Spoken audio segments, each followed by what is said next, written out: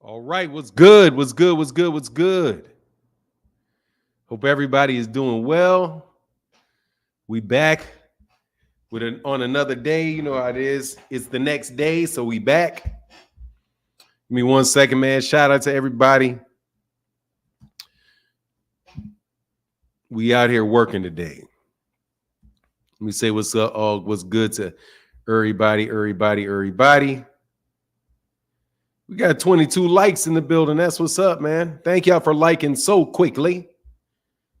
What's going on, DJ OC in the place to be?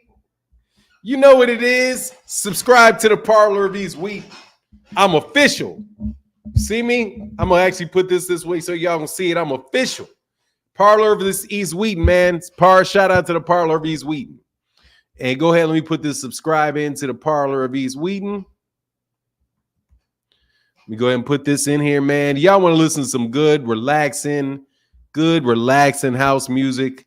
Sit back and chill, sip on something, puff on something, whatever y'all like to do with something, man, go ahead and subscribe to my guys. Right there. Bingo, bango, boongo, right there. Yes, sir. I got my t-shirt, ordered my t-shirt, got my t-shirt. It will be in the rotation on a regular basis. Rocco McBride, what's up, man? Love listening to you talk yesterday, Rocco. Y'all was holding the show down yesterday, man. Frequent flyer in the building. What's going on, man? Devin's a duck. Cadillac 634 in the dough. What's up? HMC3. Richard Paris, my Caribbean brother. What's going on with you, man? Hope you well. Enjoyed you on the channel yesterday. What's Mr. Volaton? What's going on? William Smith, good morning to you, sir. The King, Will Smith. Aaron 2X Daniels. What's going on, man? Tony Brown in the building. What's good? Arena. Hello. Kevin Gibson said, I pray that GTD is just being emotional. What's boxing without the face? There'll be another face if he retires. Look, man, if he retired, hey, man, it is what it is, dog. I hate that for him, though. Should have apologized to that judge. Should have acted like you felt sorry. Got to faint. Can't run in there with your head. Can't run in there in front of a judge with your chin exposed. Then you're not going to get any leeway out that chick. You know? Come on, man. You can't do it. Can't do it. Barbara D in the building. Good morning, Barbara D. How are you, sister? Sam Granderson in the building. Vlad's dad, what's up? Lord Golden, what's good? Rachel Richardson, what's up with you? What's up with you? What's up with you? I am Love Transport. What's happening? I'm chilling, brother. I'm chilling. Can't complain, bro. You out there on the truck and say I am Love Transport. Are you another trucker? We got special affection for the truckers out here. Big Kev 100. What's up? John Israel. Gervonta is not retired. I got from the horse's mouth. I mean, he said. Hopefully he won't. Hopefully he won't. T Day Love in the building. William McLean, what's going on, man? How you feeling, sir? Will do you right. What's up? Somebody's getting blocked. Somebody got blocked. Put on timeout. Shut up, boy. Nobody trying to talk to you. What's going on, my man? All things. Kenny the Barber. What's up? Tony Fielder. Coach Chris. Good morning. Good morning. I think I got everybody. Did I get everybody? Well, I think I could probably do it that way. What's going on, Mr. Jimenez, John S. Israel? All right, that's what's up, everybody, man. That's what's up. What it do, Texas OG? Chilling, man. Chilling. Just hoping that the best fighter in all of the 135-pound and 140-pound division doesn't retire. And then I'm also praying for the well-being of all these PBC haters. All these PBC haters, because they are going to be, if my understanding is that they're going to be sick, that these guys are going somewhere they're going to a bigger network. They're skipping to the front of the line. Chris Trucker said, thank you for these be saying they're fans of boxing. They're just meat eaters and haters. Oh yeah, they are definitely eating some meat, dog. No joke. They eat a lot of meat. They absolutely eat a lot of meat. Gervonta Davis is looking to fight Cookie Man next. I don't know who Cookie Man is, but dude, just suck it up, okay? Just suck it up. Your guys ain't trying to fight Deontay. Are you the dudes you talking about ain't trying to fight nobody? Look, man, ain't none of these dudes fight nobody. I don't want to. You guys get all excited. Who's fighting somebody? Devin Haney's having his first serious fight of his career. Sir's first real fight of his career. Now, all right. Lomachenko, y'all been ran Lomachenko's name down in the mud. You didn't give Teofimo Lopez any credit whatsoever. A Puerto Rico, what's going on, Robin Soto? You guys gave absolutely no credit whatsoever to Teofimo Lopez for fighting Vasily Lomachenko. None. So therefore, you gave nobody any credit for. So what credit so Devin doesn't get any credit for it? You gave no credit to George Kambosos for beating Teofimo Lopez. So Devin doesn't get any credit for George Kambosos. You guys cry about every fight that hits the deck.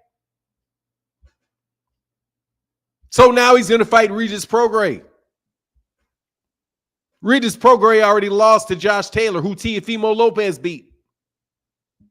Didn't he? Yeah, they're all legit. That's the problem, TJ Love. They're all legit. They're all legit. Gervonta's legit. Shakur's legit. Devin Haney's legit. They're all. Cookie Man. Cookie Man is Pacquiao, and I ain't fighting Pacquiao.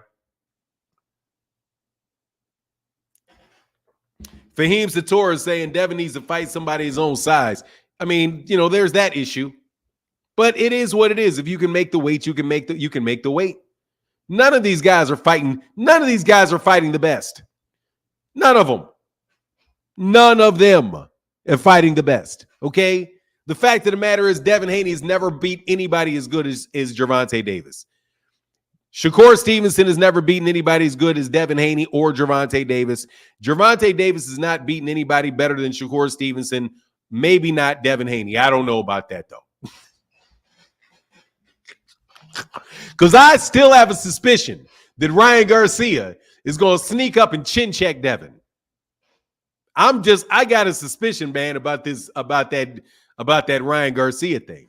But Ryan Garcia turned into trash as soon as Gervonta Davis beat him. Okay? No, not Loma. You didn't give any credit to anybody for beating Loma. If you don't give Teofimo Lopez credit for beating Lomachenko, you cannot give Devin Haney credit for beating Lomachenko. Okay? I'm telling you, you guys' narratives as boxing fans suck. Okay? They suck. Your narrative sucks. You don't know when to give somebody credit to set up to give somebody else credit. Okay? You guys do not think ahead. All you do is lay your head up underneath the testicles of Devin Haney, right? And wherever a gonad drops, dog, that's where your eyes look. Okay? Oh, I like that. Oh, yeah, that makes sense. Oh, yeah, I like that. Oh, yeah, that makes sense. No, it doesn't. No, it doesn't. Dog, I'm in a position where I can give Devin Haney proper credit. You're not. Because everything that you would give him credit for, you already discounted. You want it to count for Devin. You don't want it to count for anybody else.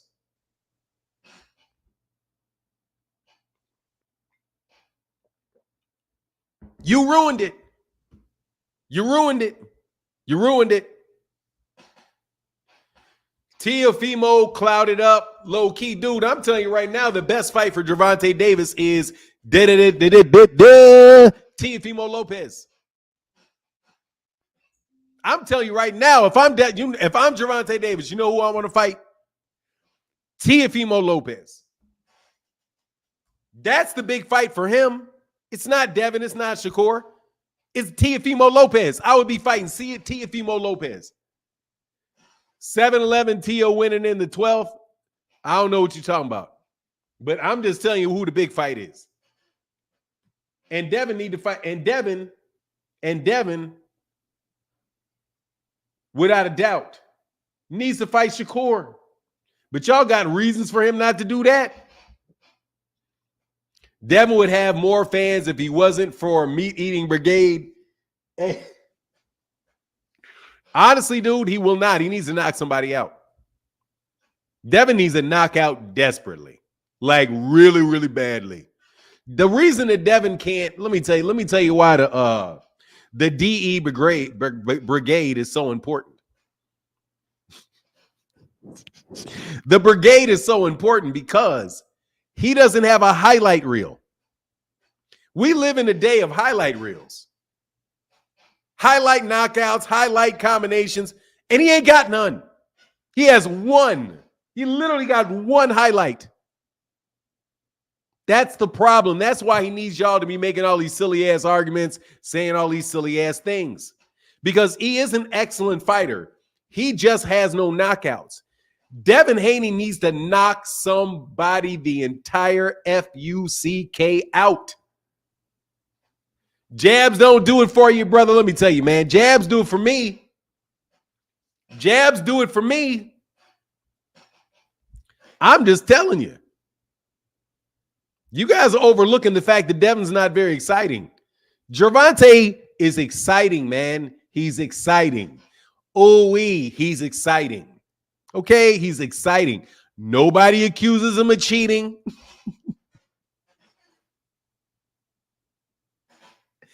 Hey, nobody accuses him of cheating. Okay, he gets in the ring. You guys cry. Hey, y'all start crying as soon as his foot hits the mat. Y'all start crying. Oh my God, he's moving backwards. He's looking back. He's moving backwards. He's moving backwards. Oh my God, Leo Santa Cruz is beating him. Man, if he thought that he was gonna fold up, that Leo Santa Cruz was gonna fold up underneath the pressure, boom! Oh my God, he's out cold. Oh, Rolly Romero's winning this. Rolly Romero's winning this fight. Look at how he's pushing him back. Rolly's having a lot of stuff. Boom! Rolly's unconscious. What the hell happened? Come on, man. That's the problem. Devin needs all of that because Devin is not exciting. Tyson Fury needs a lot of lies because Tyson Fury is boring. Okay? Tyson Fury is boring. Canelo Alvarez ain't boring. Canelo Alvarez will zip you. Boom. Oh, that was nasty. Oh, that was nasty. Oh, that was nasty. Come on, man. That's why they need the DE brigades. The DE brigade. That's why they need that. If it wasn't for that, they wouldn't need it. Now, Deontay Wilder's got another problem. They're all a bunch of cowards that won't fight him. The heavyweight division is a coward division.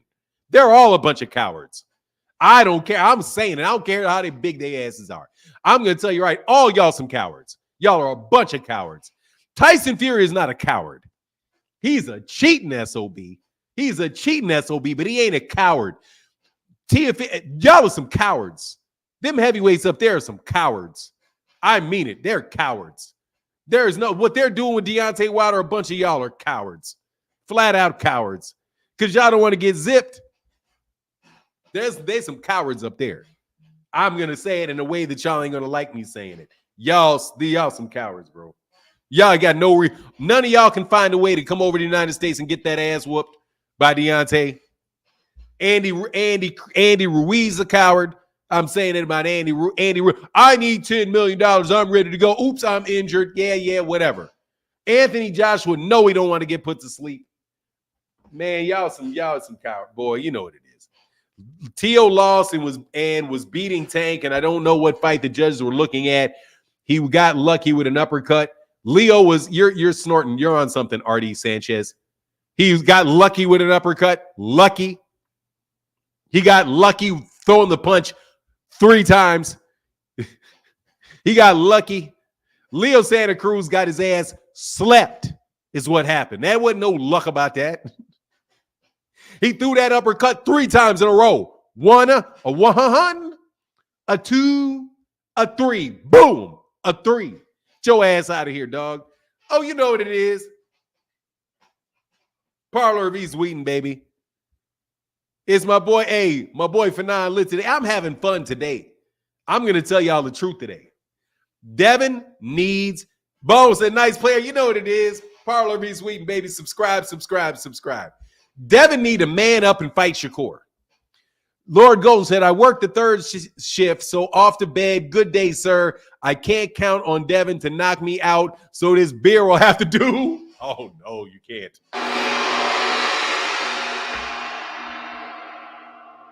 Man, I just watched it, man, and that was luck. Man, that shit was high. Oh, the whooping he put on Mario Barrios. Y'all said that about my man. I was listening to y'all, man, because I was in the hospital at the time. I was away. I was away at the time that Gervonta Davis fought Mario Barrios, and so ahead of the fight with Ryan Garcia, I watched the fight, and I watched it twice. Dude, Gervonta Davis beat the brakes off of Mario Barrios. He beat the brakes off that man. And it was like a little 6th grader beating a tar out of a high schooler. I was like, man, this dude is so much bigger than him. My God, he's getting his ass whooped. Thank you, brother. Appreciate you, man, for that support, bro. Devin Shakur Rig will box you. He tucked his ass. Oh, man, he tucked his ass in like a baby Ye did. Gervonta Davis is talented, man. He's talented. He's very, very talented. What's going on? Philip P. Flame Walden said, Falufanon King, you've been buzzing all over the internet on all the platforms and got PED boxers all in their feelings. Hissy fit still. Oh, let me tell you, man. P. Flame Walden, let me tell you, dog. Let me tell you about that. To all you boxers that do not like what I have to say, nah, mind your business. And I mean it. Nah, mind your business. I am not asking you for interviews. I am not asking you for your autograph. I am not, if I go to a fight, I'm paying for the tickets to the fight myself. I don't owe you nothing. Stay out of the stands. Stay out of the stands. I bought my tickets. I bought my pay-per-views. I have the right to say whatever I want to say that is not disrespectful to you as a human being, which means outside of the sport of boxing. Now, if I should go around and start talking about what you're doing with your wife and what, your babies and do, then you got the right to have an issue with me. Because don't nobody pay their money for that. But what I'm doing, dog, you got to mind your business, dog. You got to do like I do, okay? I have a bunch of people that leave really nasty comments, including you all, because don't think I don't know that you do it. I know you're a professional boxer, and I know that you're nasty ass leaving them comments all the damn time on my comment section. I know it's you, okay? Let me tell you how I know it's you. I know it because I have very good reading comprehension, and I know what you say. And this person keeps saying exactly what you be saying. So I'm thinking it's you. And you have to be listening to me to get mad. Hey, you going in this morning? Oh, for the most part. Yeah, for the most part. Because I feel good, man. I feel really good today. I feel good. Hey, and thank you to anybody that puts color in the chat for real. Because, it's necessary. It's important. But most of you guys that come have already supported so many times that I just got to be like, God dog, man, I'm so thankful and so grateful for you guys talking to me every morning. It's almost like I'll just say it but I know all you guys have supported and keep supporting. Thank you guys. But what up, Fanon? Al said, I'm going in this morning for sure. But so anyway, for the boxers that got a problem with it, mind your business. What else can I say? Mind your business. You're really not supposed to.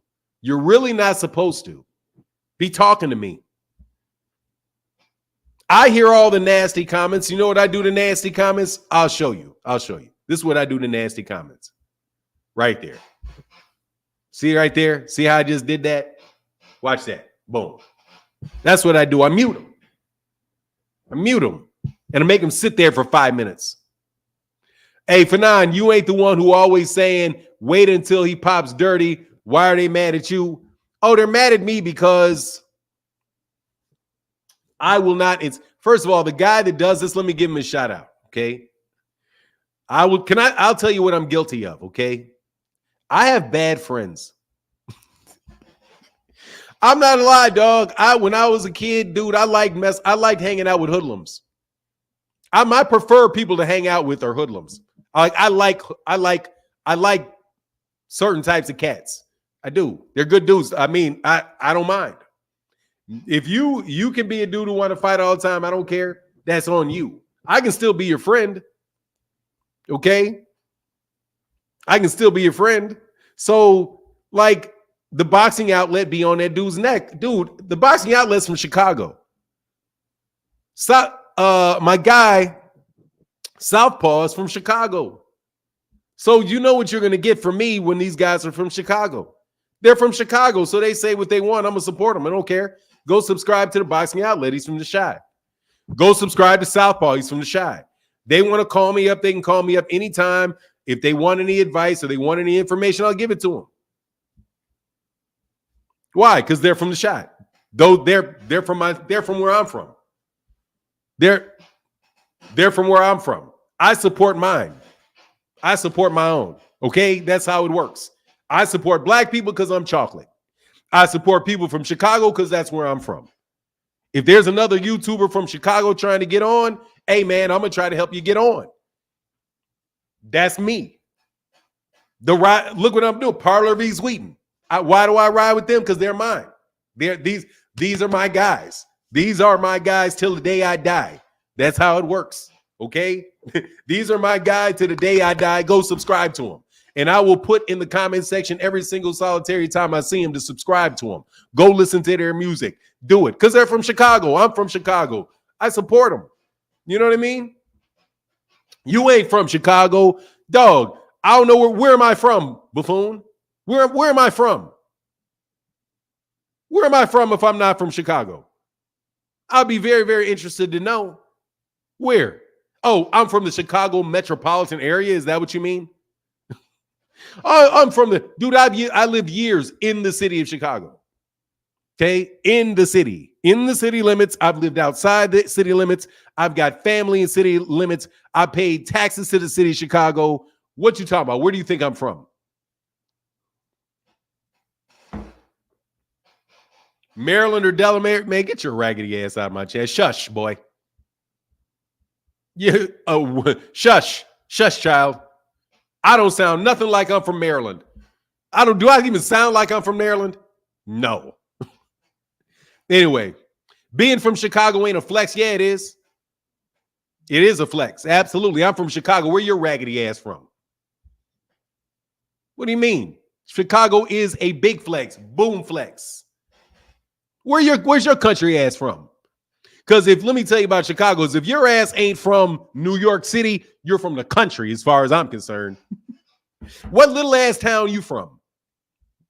What podunk town you from? We're from Chicago. We run half the country, the whole middle section of it. Thank you very much. What podunk town you from? Nothing's wrong with Baltimore. I like Baltimore. I'm not from Baltimore. If you're from Baltimore, you're supposed to like Baltimore, man. That's where you're from. What's wrong with you people? Chicago is full of Mississippians. Yes, it is, but I'm not from Mississippi. Yes, it is full of people from Mississippi. Most of the west side and the south side are from Mississippi. Absolutely. They are. But I can explain that to you if you'd like to know why that is. Shout out, yeah, you from Nebraska. You like Nebraska too. Kansas City, people from Kansas City. Chicago dudes get knocked out every day. Yeah, majority. Yeah, Chicago dudes get knocked out every day by dudes from Chicago. Yeah, dudes from Chicago get knocked out from guys from Chicago. Most people that get knocked out in Chicago just get knocked out from Chicago, from people from Chicago. But whatever, dude. I don't care, Rudy Poot. I don't care where your whatever your Rudy Poot city is. Ride with your Rudy Poot city. Ride for your Rudy Poot city. I'm a Bears fan. I'm a Bulls fan. I'm a Sox fan. And that's it. Thank you very much.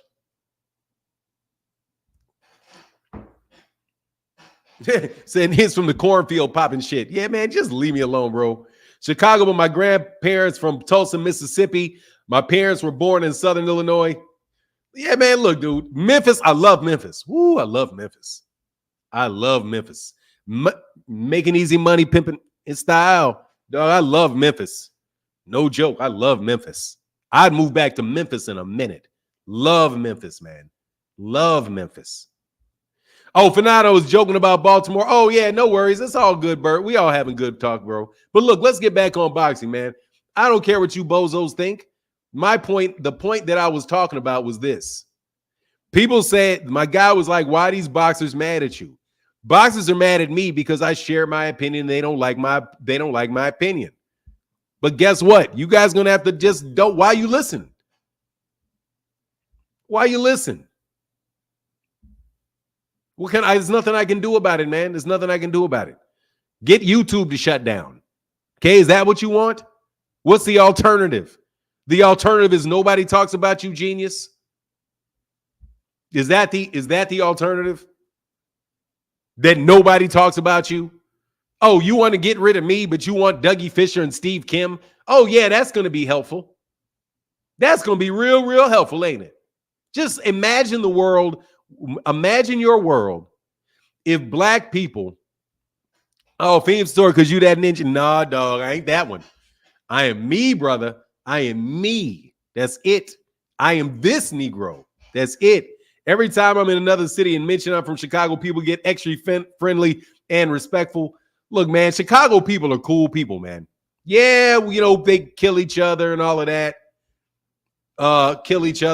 Stuff. But at the same time, dog, I'm just telling you, people, generally speaking, people from Chicago compared to people from New York are nice. Dudes from New York's ego be through the roof. Now, there's a lot of good dudes from New York. Don't get me wrong. I'm just talking about the gross caricature of them. Dudes from Atlanta, there are two different types of dudes from Atlanta. The hoity-toity ones can kiss my ass. The country ones, love them. Love the country ones. Love the country ones. Love the country ones. But the hoity-toity ones, the Morehouse crew, nah, you can kick rocks, bro. I've never been impressed with Atlanta dudes because they think they're big city, but they straight country. Like you from your country. He said talking shit culture. Yeah, but dude, New York dudes, y'all don't have any respect, man. That's the problem.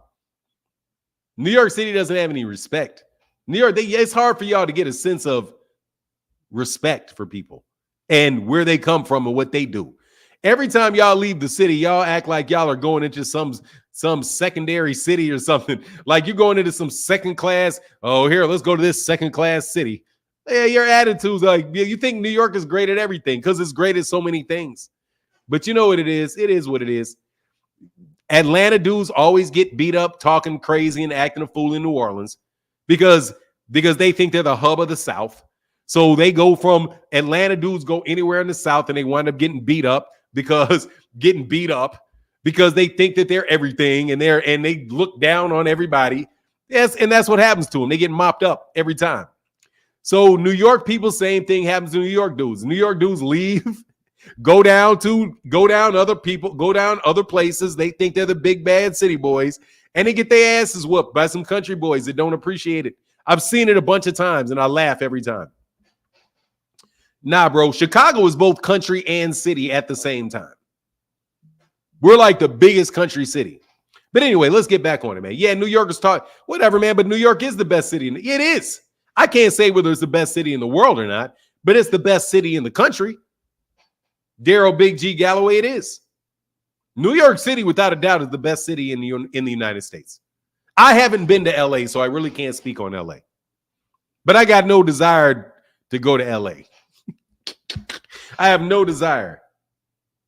He said, I'm from Louisville. Hey, man, my mama's from Louisville.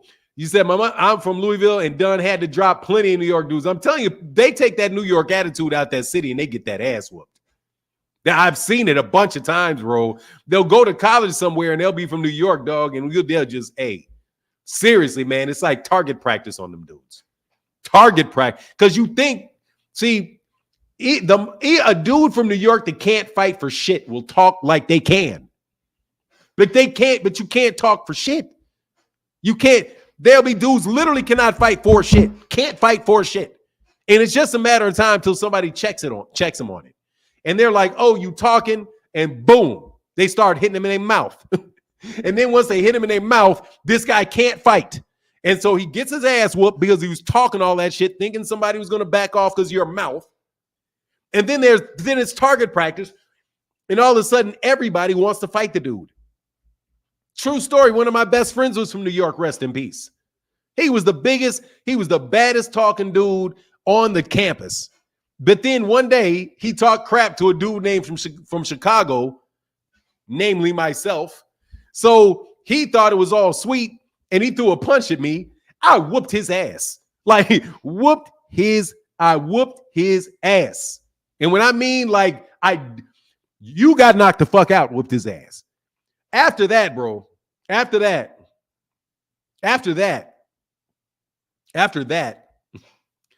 dude, everybody whooped his ass. Everybody did. Literally, dude, everybody did. Women were looking to whoop his ass after that. Like, it was terrible, man. It was terrible. And he wound up being my friend when we pledged. And then he would always, but he never stopped talking smack. Respect to him. He never stopped talking crap. And he never stopped fighting. But we got to the point where we were like, dog, look, bro, you're going to have to go get your ass whooped on your own today. We can't keep fighting for you. I can't keep fighting for you because I'm going to catch one day. And I ain't trying to catch one for you. You know what I mean? No, I wasn't a bully. I was just somebody. Dude, I can defend myself, man. I can defend myself. You got to defend yourself, man. You grow up and anyway. Somebody, man, look, dude, what is this clown? I'm going to tell you right now, bro. You say I'm from something that you lie on me one more. Not even going to give you one more time. Get out of my life, bro. You ain't never in your life heard me say I'm from Baltimore. You liar. You ain't never in your life heard me say. How did he pass? Overdose. Pass from an overdose. Pass from an overdose. Pass from an overdose. Rest in peace. Yeah, first of all, you clowns have never heard me ever say that I'm from Baltimore, Maryland. Never. I went to school in D.C. I went to Howard. So I lived in that area. But you ain't never, ever heard me say I'm from Baltimore. Stop. Why would I say I'm from Baltimore what reason is that? See, that's the price. You a Devin Haney fan. See, let's get back to Devin Haney. What Devin and y'all don't understand is that there's a time to lie and there's things that you should lie about. And there are times not to lie and things you shouldn't lie about. Where you're from is something you should never lie about. You should never lie about it because somebody from there is going to be able to tell if you're from there or not immediately. They'll be like, man, he is not. If I said I was from the west side of Chicago, somebody be like, nah, you're not from the west side. Okay, if I said I was from the west side, somebody from Chicago right away would pick it up. You're not from the west side. If I said I was from the south side, I grew up on the south side, somebody immediately would pick that up. Nah, somebody from Chicago would. Nah, you're not from the south side, south side. What part of the south side from you? Hyde Park? You from Hyde Park? Oh, you from the Gold? I'm from the Gold Coast. Oh, that's why you sound like that. You're from the Gold Coast. Oh, okay, I got you. You know what I mean? Y'all Devin Haney fans lie too damn much. And you support lies when you know they're lies. You know Devin can't punch. You know Devin's biggest problem is that he's not exciting. Ain't none of y'all excited by a Devin Haney fight. None of you. Okay? Let's just tell the truth. Shame the devil. None of y'all, none of you, and when I mean none of you, not none of you, get excited by a Devin Haney fight.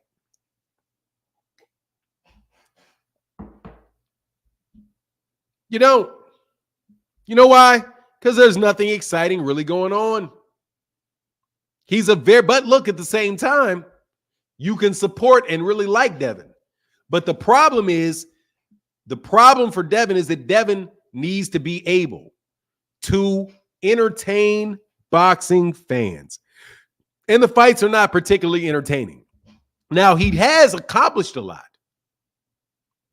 But you diminished his accomplishments before he made them. Let me repeat. You all diminished his accomplishments before he made it. Okay? It's kind of like this. Say you had a friend, a guy you didn't like, that was running for mayor of Chicago. And you were like, man, I don't like him, man. That's trash. He's mayor of Chicago. So what? Being mayor of Chicago's easy. That's trash. Who cares? That ain't no big accomplishment being mayor of Chicago. But then when your friend runs for mayor and becomes mayor of Chicago, you say, oh, he's the youngest guy to ever become mayor of Chicago. He's the youngest guy to ever do it. Oh, man, he's the mayor of Chicago. Look what he's achieved. Oh, man, he's somebody to really look up to. Why was the guy that you didn't like, when he was mayor of Chicago was no big deal? But when your guy becomes the mayor of Chicago, it automatically becomes a big deal. How exactly does that work? That's what you guys keep doing. When you said, when Teofimo Lopez beat Lomachenko, which y'all said was big deal, he's ducking Devin. Big deal, he's ducking Devin. The fight doesn't mean anything because they both ducked Devin. Now, you tell me y'all didn't say that. Tell me you didn't say that. Tell me y'all did not say that Teofimo Lopez was a joke because he ducked Devin Haney. All he did was duck Devin Haney. Lomachenko ducked Devin Haney to fight Teofimo Lopez. Ain't that what you said? Tell me I'm lying.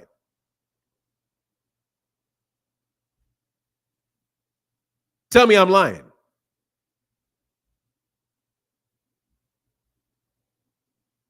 I need to see it. Tell me I'm lying. Somebody tell me that I'm lying.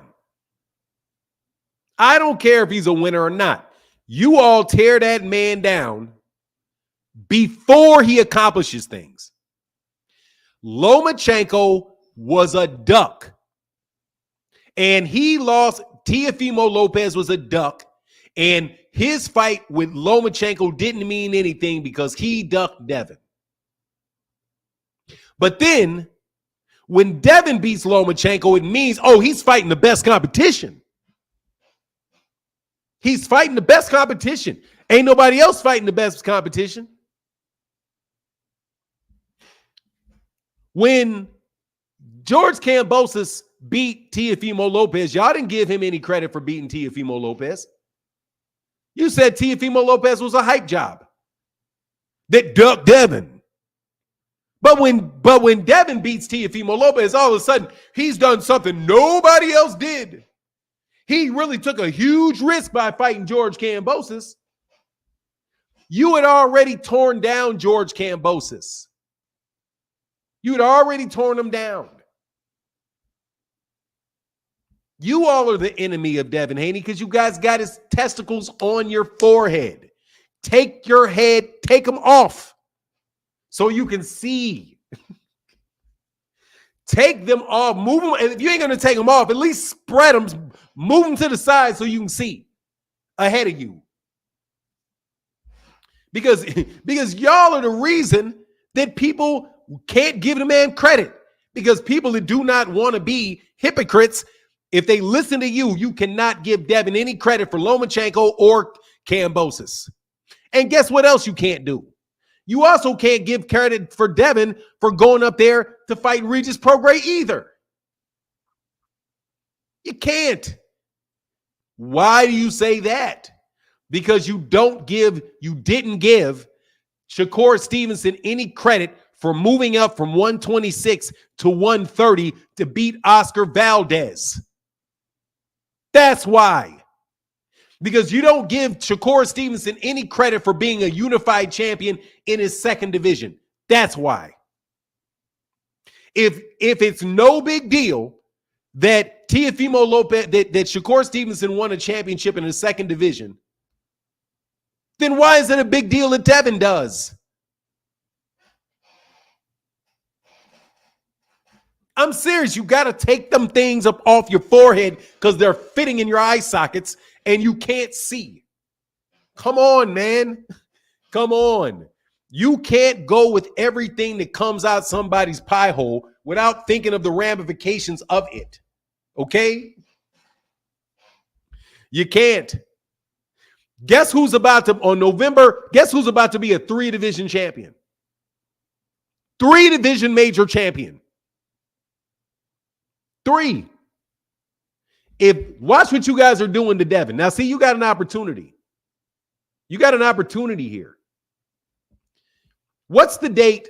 What's the date of the Shakur Stevenson versus Edwin De Los Santos fight? What's the date of that fight? Because on that date, you Devin Haney fans have an opportunity to correct the error of your ways. It's the 16th, Thursday, November 16th. You're going to have an opportunity to correct the error of your ways. Because Shakur is about to accomplish something that Devin has never accomplished. Never accomplished. Can anybody tell me what that is? Can somebody please tell me what Shakur Stevenson, if he beats Edwin De Los Santos, will accomplish that Devin Haney has never accomplished? I think Gervonta Davis has accomplished, but you all don't. But whatever. Can anybody tell me what that is? Deem with the winning answer. Merch is Dumb is out here trolling. What's up, Merch is Dumb? And that lie. A 3-division champion. No, it's not, dumbass. This is called Devin Love. I'm telling you, this is telling you the truth, bro. This is telling you the truth. This is the best you can do for Devin. This is the best you can do for Devin. You believe, let me tell you something, Mr. Wester. You must believe that giving your kid ho-hos and Twinkies for breakfast, lunch, and dinner for the first 6 years of their life is treating them well. They like it, don't they? They like ho-hos. They like Twinkies. They eat them. It's food. It's sweet. And they ask for it. Do you love your child if you feed him that garbage? No. So you're not doing Devin Haney any favor by feeding his fans garbage. Garbage. You have to give Shakur Stevenson credit for what he's accomplished in order to make Devin look good when Devin accomplishes the same thing. Dummy. Shakur will be a 3-division champion. He will be a WBO champion at 126. He will be a WBO and WBC champion at 130 and will be a WBC champion at 135 pounds. That is a 3-division champion. 3. Devin is a 2-division champion. Shakur is a 3-division, would be, if he wins, a 3-division champion. If you all act like that man ain't no real champion and that don't mean anything, he's never done anything, then do not say jack shit when Devin Haney goes to 147 and he wins a belt, or when Devin becomes a 2-division champion, at 140. Because if it doesn't mean anything, what's up, So Deep? Baby boy, what up? Shout out to Parlor Bees Wheaton. Because if it doesn't mean anything for Shakur to be a 3-division champion, it doesn't mean anything for Devin to be a 2-division champion. Does it? Does it? It doesn't matter. He's still a 2-division champion.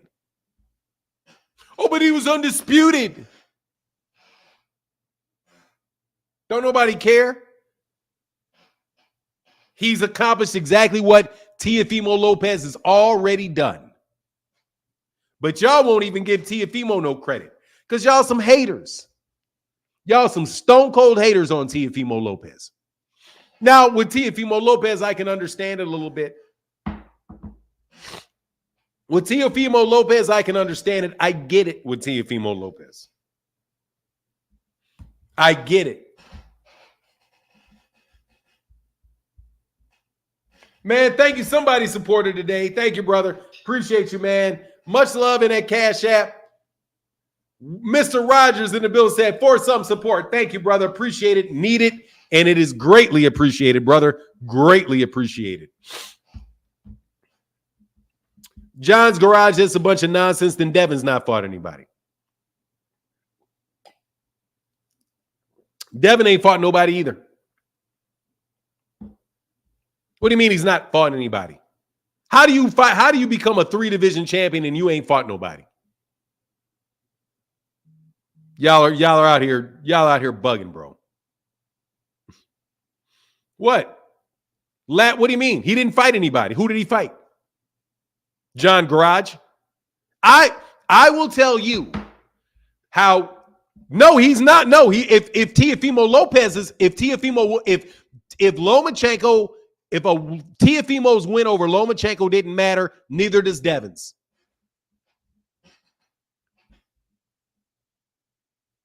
Neither does Devin's. I'm sorry, Devin Haney fan.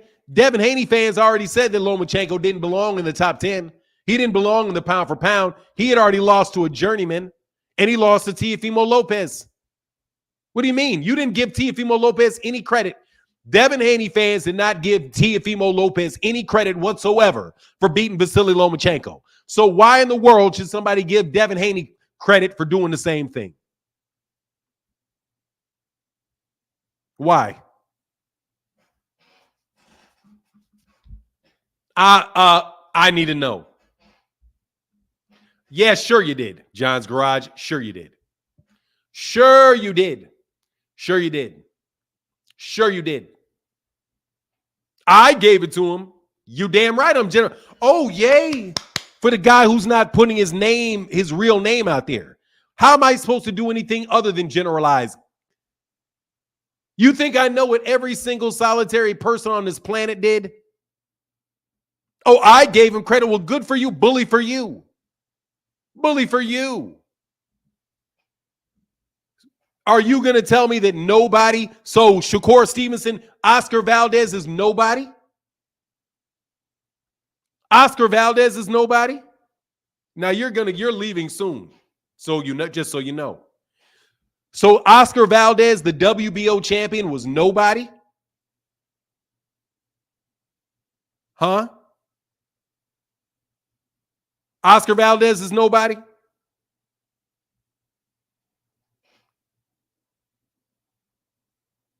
You pick your next words wisely. Oscar Valdez was nothing? Dude, because you're talking out the side of your neck. You're just talking out the side of your neck. Is Oscar Valdez nobody? Oscar Valdez is a C-plus fighter. He's a world champion, but a C-class fighter. That's mighty convenient. That's mighty convenient. That's mighty convenient. That's mighty, mighty, mighty convenient. Let me see. Oscar Valdez. That is mighty convenient that the world champion is a C-plus fighter. Oscar Valdez was undefeated when he was undefeated when Shakur Stevenson beat him. He beat Conceição. He knocked out Miguel Berchelt, a Miguel Berchelt that had been a champion for a while. How long had Miguel Berchelt been a champion? 38-1 Miguel Berchelt.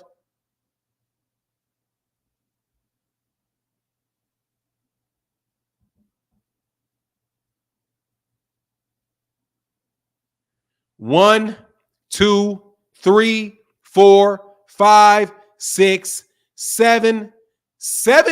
The man had 7 title defenses as the WBC super featherweight world champion. Oscar Valdez knocked him out, but he's a C+ level fighter. Yeah, you're very, very very convenient argument there. So anyway, back to the real world now. Back to the real world now. George Kambosos was trash when he frequent flyer. You know damn well you called him trash. You called him trash. You did. What you're trying to do is try to argue with me about arguments that you made, frequent flyer. You made these arguments. I didn't make these arguments. No, Haney has not fought better competition.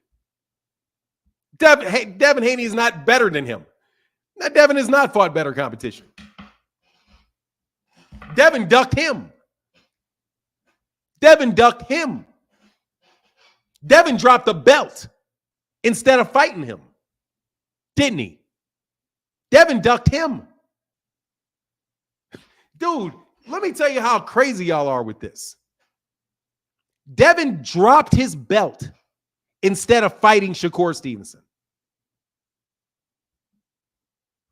Maria said, good morning, Fanon chat. Speaking fast. Yes, sir. Yes, ma'am. Thank you. Watch this. Devin Haney dropped his belt to not fight Shakur Stevenson. That's a duck. He dropped the belt not to fight him. In Devin Haney world, that's a duck. That you're trying to tell me with a straight face that you Devin Haney fans would not call somebody a duck if they dropped their belt to not fight him and left the weight class but kept all his other belts? You're trying to tell me you would not call that a duck? You all are hypocrites, man. I'm telling you, you guys are hypocrites. No, John Garage, you're a hypocrite, man. You're a hypocrite. How in the world? I don't even know. Well, let me put it this way, John Garage. Hold on one second. Let me check your temperature real quick, bro. Let me check your temperature, bro, real fast. I got to do research on you.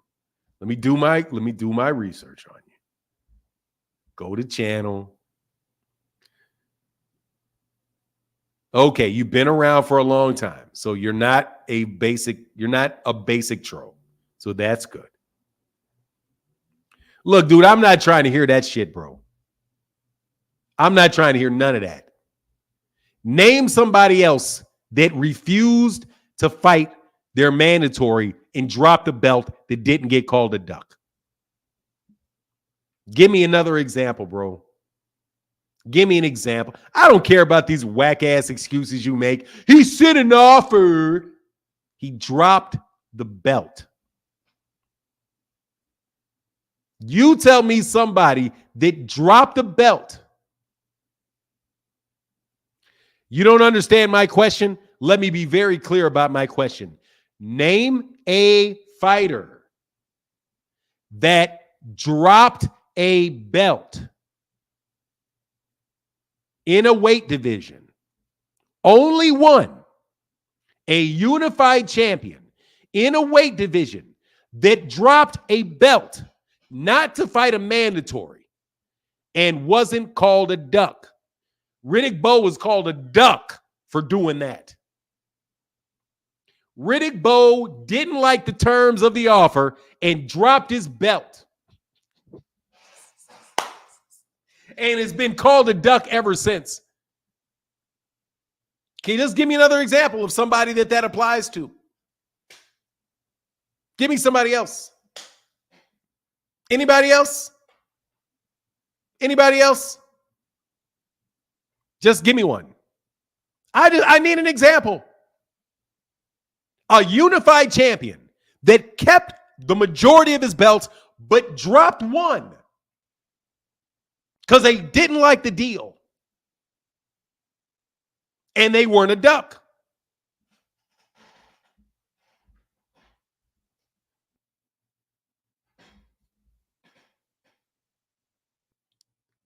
Gennady Golovkin was a duck. You call Canelo a duck for it. You call Canelo a duck for it. Canelo was a duck. Wasn't he a duck when he dropped that IBF belt and didn't fight Sergey Derevyanchenko? Demetrius Andrade has never been a unified champion. Never. Demetrius Andrade dropped his WBO belt and went to 168, Superman. Bad example. He was never a unified champion. So you got to come up with another. You got to come up with another one. Yeah, and Canelo was called a duck. He ducked him. Exactly. He ducked him. He kept his belts, didn't fight Sergey Derevyanchenko, and he was a duck. Now, again, give me somebody that applied to. Give me some. There is nobody. Give me somebody. Give me somebody. Charlo did not drop his belt. Charlo got stripped.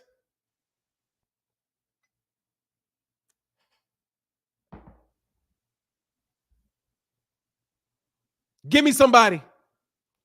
There is nobody.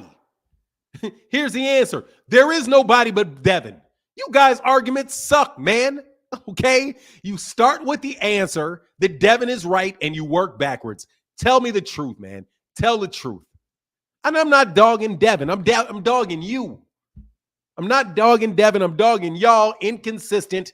You inconsistent, hypocritical people. If you are going to apply a rule to Devin, apply it to everybody else. But you don't. What's up? TBE is TBE. So I'm so sick of people saying Shakur should have took 25%. Devin ain't Oscar. Stop acting like he is. Please, let's hold the true duck accountable. Dog, TBE is TBE.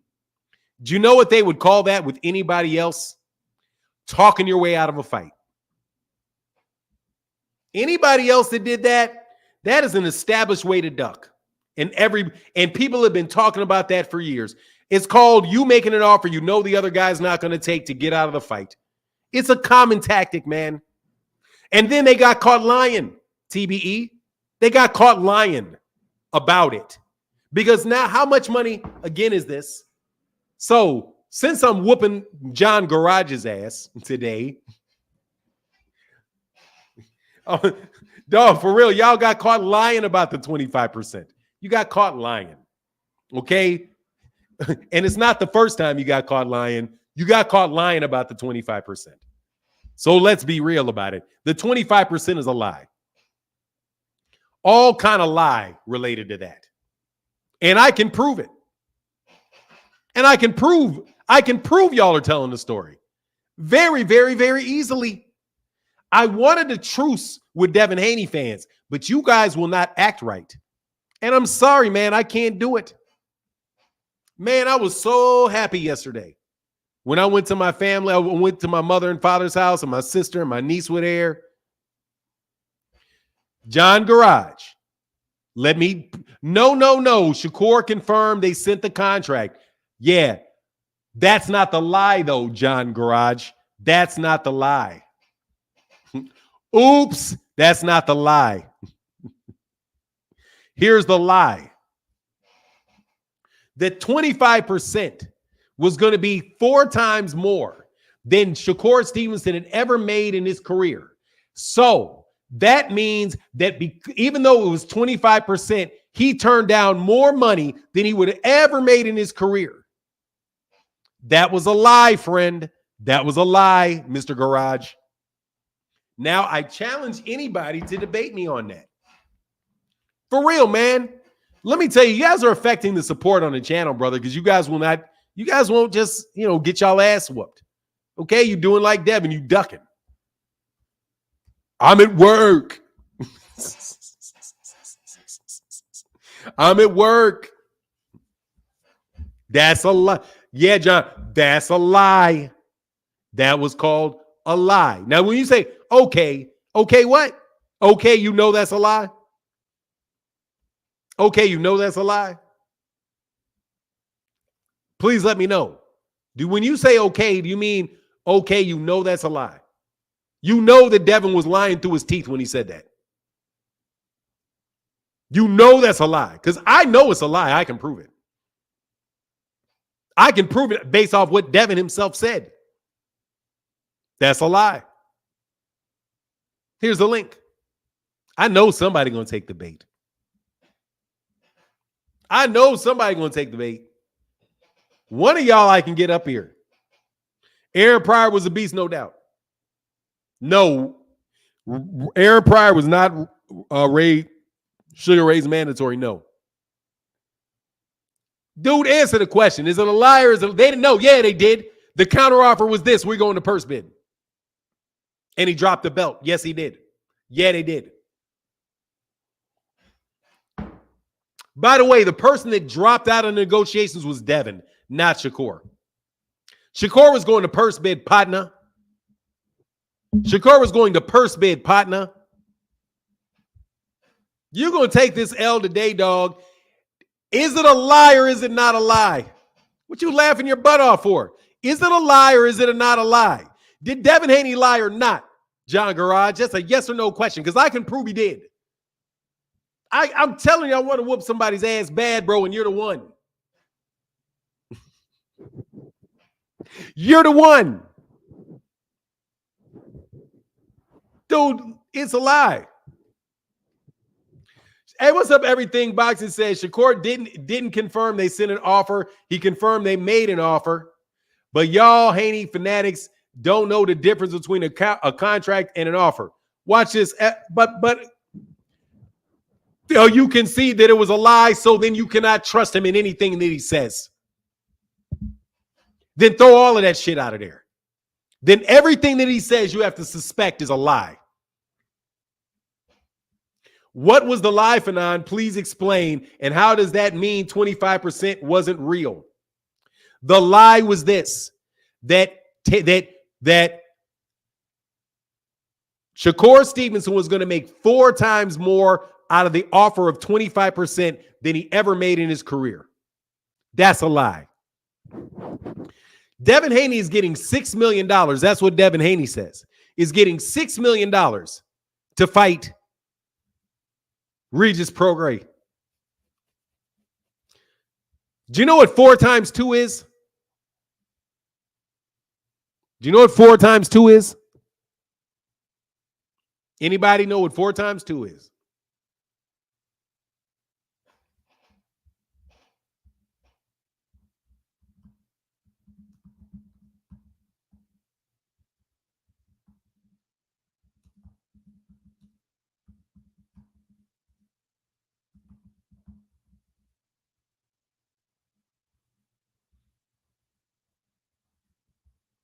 Huh? That's 8. That's 8. You didn't hear it. I heard it. Now you ain't heard it, huh? Now you don't heard you. Now you ain't heard it. Now you ain't heard it all of a sudden. Hey, why you lying? Why you lying? Now you're lying. Now you're lying. Now you're lying. Shame on you, John Garage. Now I caught you lying. That's how y'all do, huh? When you get desperate, you lie. You just said you concede that part of it was a lie. So how could you have just conceded that part was a lie, and now all of a sudden you never heard of it before? Did you misspeak? Man, stop it. You just flushed your boy down the toilet, bro. That was nice. You're dismissed. No, you're lying because the two things that you say cannot be true at the same time. You cannot concede that he was lying about the 25% being four times more, and you not ever having heard 4% 4 times before. That's how I know you're lying, because you made two statements, and one of them has to be false. Either you're conceding my point or you never heard of it. Nah, bro, you already conceded the point. You already conceded the point. Now you want to take it back. Brother, I do this every day, bro. I do this every day. Okay? I do it every day. I listen to people every day. And you guys do the same thing. Yes, it is a lie, because it cannot be true. Either you lied about conceding the point, because you're not conceding the point. You're denying that you know that the point ever happened now. So how did you concede a point? How could you concede that that part is true? And after you concede that it's true, tell me you never heard of it before.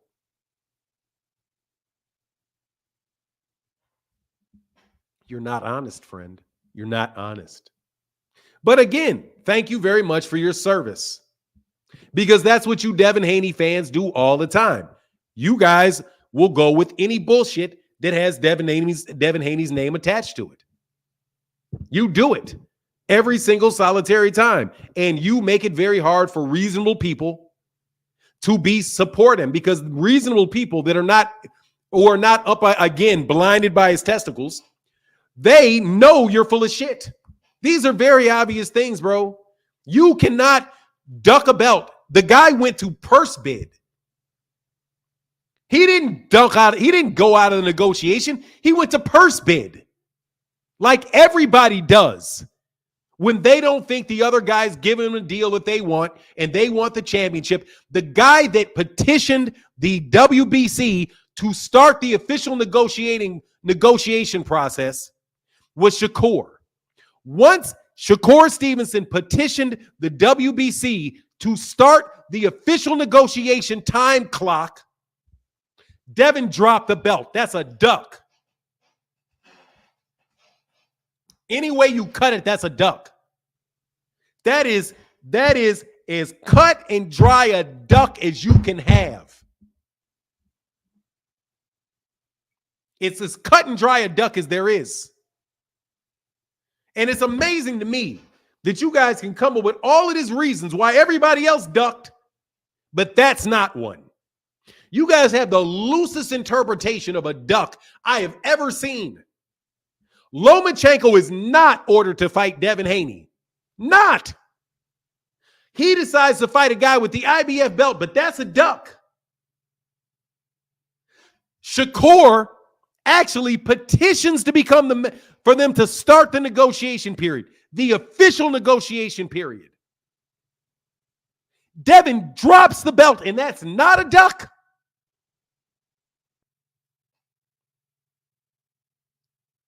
Dude, you guys are terrible, bro. You are terrible. Do you not understand that you are terrible? Stop doing this to Devin. Stop doing it. Stop feeding that young man Twinkies and Ho-Hos. You're rotting out his teeth. Okay? You're rotting out his teeth. Stop feeding him garbage. When he gives you garbage, tell him it's garbage. When he writes down something and turns in his homework and he misspells every word, stop saying, oh, that's an A. Oh, A plus, Devin. A plus, Devin. So he gets spoiled and does it over again and does it over and over and over again. Dude, stop it, man. People are not buying this They're not buying this bullshit, man. You got a guy, Shakur Stevenson, who was a 2-division champion, a 126-pound world champion, a unified champion at 130 pounds on damn near everybody's pound-for-pound list. He petitions the WBC to start the negotiation period, and Devin drops his belt? Lies about it being 4 times more money than he ever made, which means that Devin would have had to have turned down That means he would have had to have a $32 million budget for the fight. It would have to be a $32 million budget for the fight. There ain't no damn $32 million budget for that fight. There wasn't no $32 million budget for that fight. If he was going to make 4 times more, that's $8 million. That's $8 million. Which means in order to $8 million to be 25%, you had to think that the fight was going to earn $32 million and Devin Haney was going to get $32 million minus 8, which is $24 million. What? You have to believe that. You have to believe that. You don't believe that. Stop telling Devin you believe that. You don't believe that. Devin is getting 6 for his next fight. That's $2 million less than you said he was willing to pay Shakur. But you don't think Shakur's the level of fighter that Shakur is has anything to do with the reason that Devin doesn't want to fight him? It has nothing to do with the fact that Shakur Stevenson is a great fighter. It has everything to do with Devin took a pay cut against George Kambosos. You believe this BS? Shame on you, man. Shame on you. Stop. You've got to start making Devin Haney understand that his fans are not going to stay with him no matter what, because you are isolating him from new fans. And that's the hard, cold truth. You have a child that you want one day to get out of your house. You have to teach them how to behave in public. Dude, stop telling stupid lies, son. Show up to class on time. I'm so sick of seeing notes from your teacher saying that you're late, popping gum and eating McDonald's in the classroom. Dude, that's disrespectful to your teacher. You've got to be the one that tells your loved ones, you have to empower your loved ones with the truth. Nobody but y'all are buying this shit with Devin Haney. None of you. Nobody is buying this. Nobody. Because it's a terrible argument. It's a terrible argument. Because it makes no sense as soon as you spend 5 seconds thinking about it. 5 seconds thinking about it.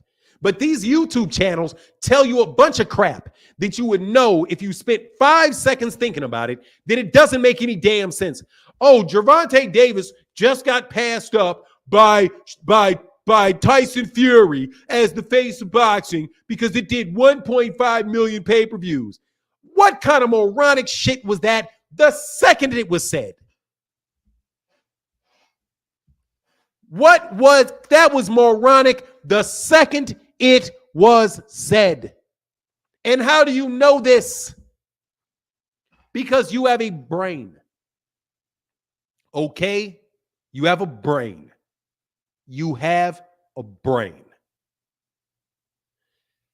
Tyson Fury fought Francis Ngannou at 2 o'clock in the afternoon in the middle of the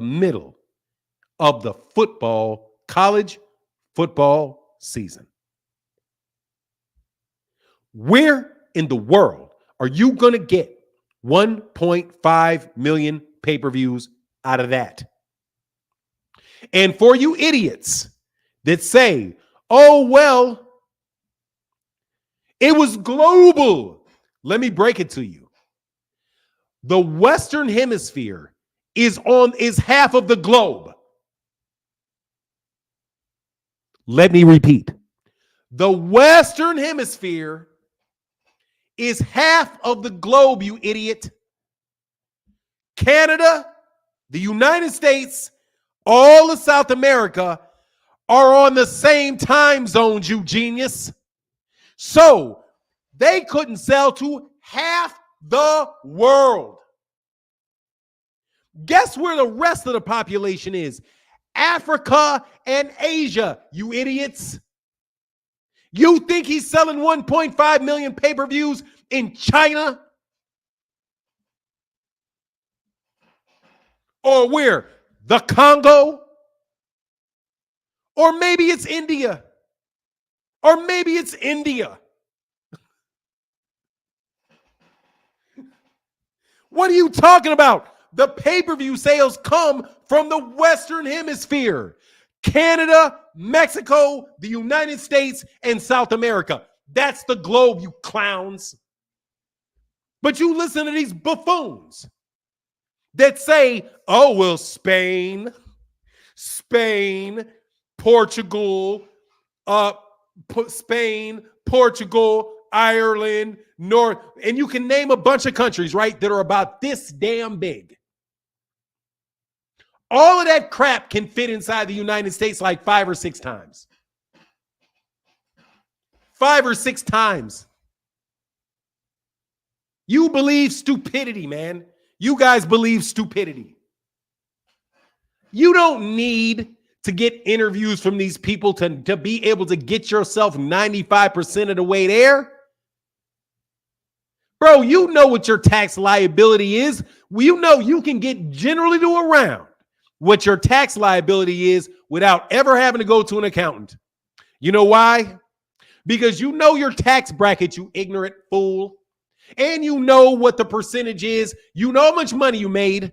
You know what your tax bracket is. You made $100,000. You're in a 24% tax bracket. Oh, duh. Your tax liability is $24,000. Right there. Duh. Now, what you may need is to go talk to somebody about how you can reduce your taxable income, where you can move money into instruments that can't be taxed or can be taxed at a lower rate. You need all of those things. But at a certain level, stupidity should be there for you. Right there. Hey, man, how much do my brakes cost? Your brakes, you have a 2015 Dodge Charger. Oh, your brakes will be $2,200. What? Oh, yeah. How much is my? Yeah, your brakes. The brake job will be $22,000. $22,000 on a 2016 Dodge Charger. Why would it be $22,000? Oh, well, you know, right there, you're like, oh, you're trying to steal from me. Why? Because the car is not worth $22,000. What do you think this shit is? A Lear jet? What do you think this is? A Lear jet? Then what is this? What is this? What is this? A braking system? What is this? A braking system on a combat plane or something? On a combat jet? You all are telling people stuff. You guys are literally telling people stuff that makes no sense on his face and trying to defend it. Devin Haney got out of that fight because Devin Haney did not want that fight. Devin Haney took a lesser challenge against Regis Prograis because it was safer. That's why he did it. That's the only logical explanation for it, and it's a duck. Now here's the link.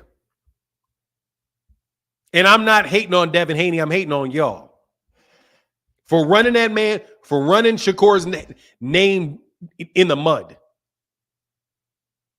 Right now, he may deserve to have his name run in the mud for whatever particular reasons. Could be an absolute jerk behind the scenes. Can be this, that, and the other thing. But the story y'all are telling, y'all know damn well that boy can fight. You know damn well that boy can fight. Damn well that boy can fight. You know it. You know it. You're not confused as to who the better fighter is between him and George Kambosos. You're not confused as to who the better fighter is between him and Regis Prograis. You're not confused. You're in denial. Now click that link and get bodied. Hey, much love to anybody that supported today, bro. Hey, my guy said, I got him. He said, I'm so sick of people saying Shakur should have took 25%. Devin ain't Oscar De La Hoya. Stop acting like he is. Please let him hold the true duck. Okay. Yeah, man. Or how about this? How about y'all stop calling everybody a duck? I didn't say Devin can't fight. Devin can fight. Devin's going to be the underdog to Shakur, though. You lucky I got to get back to work. Yeah, I know you are. I know I am. Everybody got to go back to work, bro. Everybody got to go to work. That's how that works when it's time to get that. Dude, these are obvious things that y'all had me lecture y'all on, bro. And it's obvious too. But I'll wait for a second, see if somebody wants to explain to me. Freaking Flyer, where you at? We gotta see him fight Killer Kambosos, fam. Fanon. No, we don't. Oh, but I'll take a look. I'll take the fight. Don't get it twisted. I'll take the fight. I'll take Kambosos versus Shakur. I will absolutely positively take that fight. And I hope they do fight.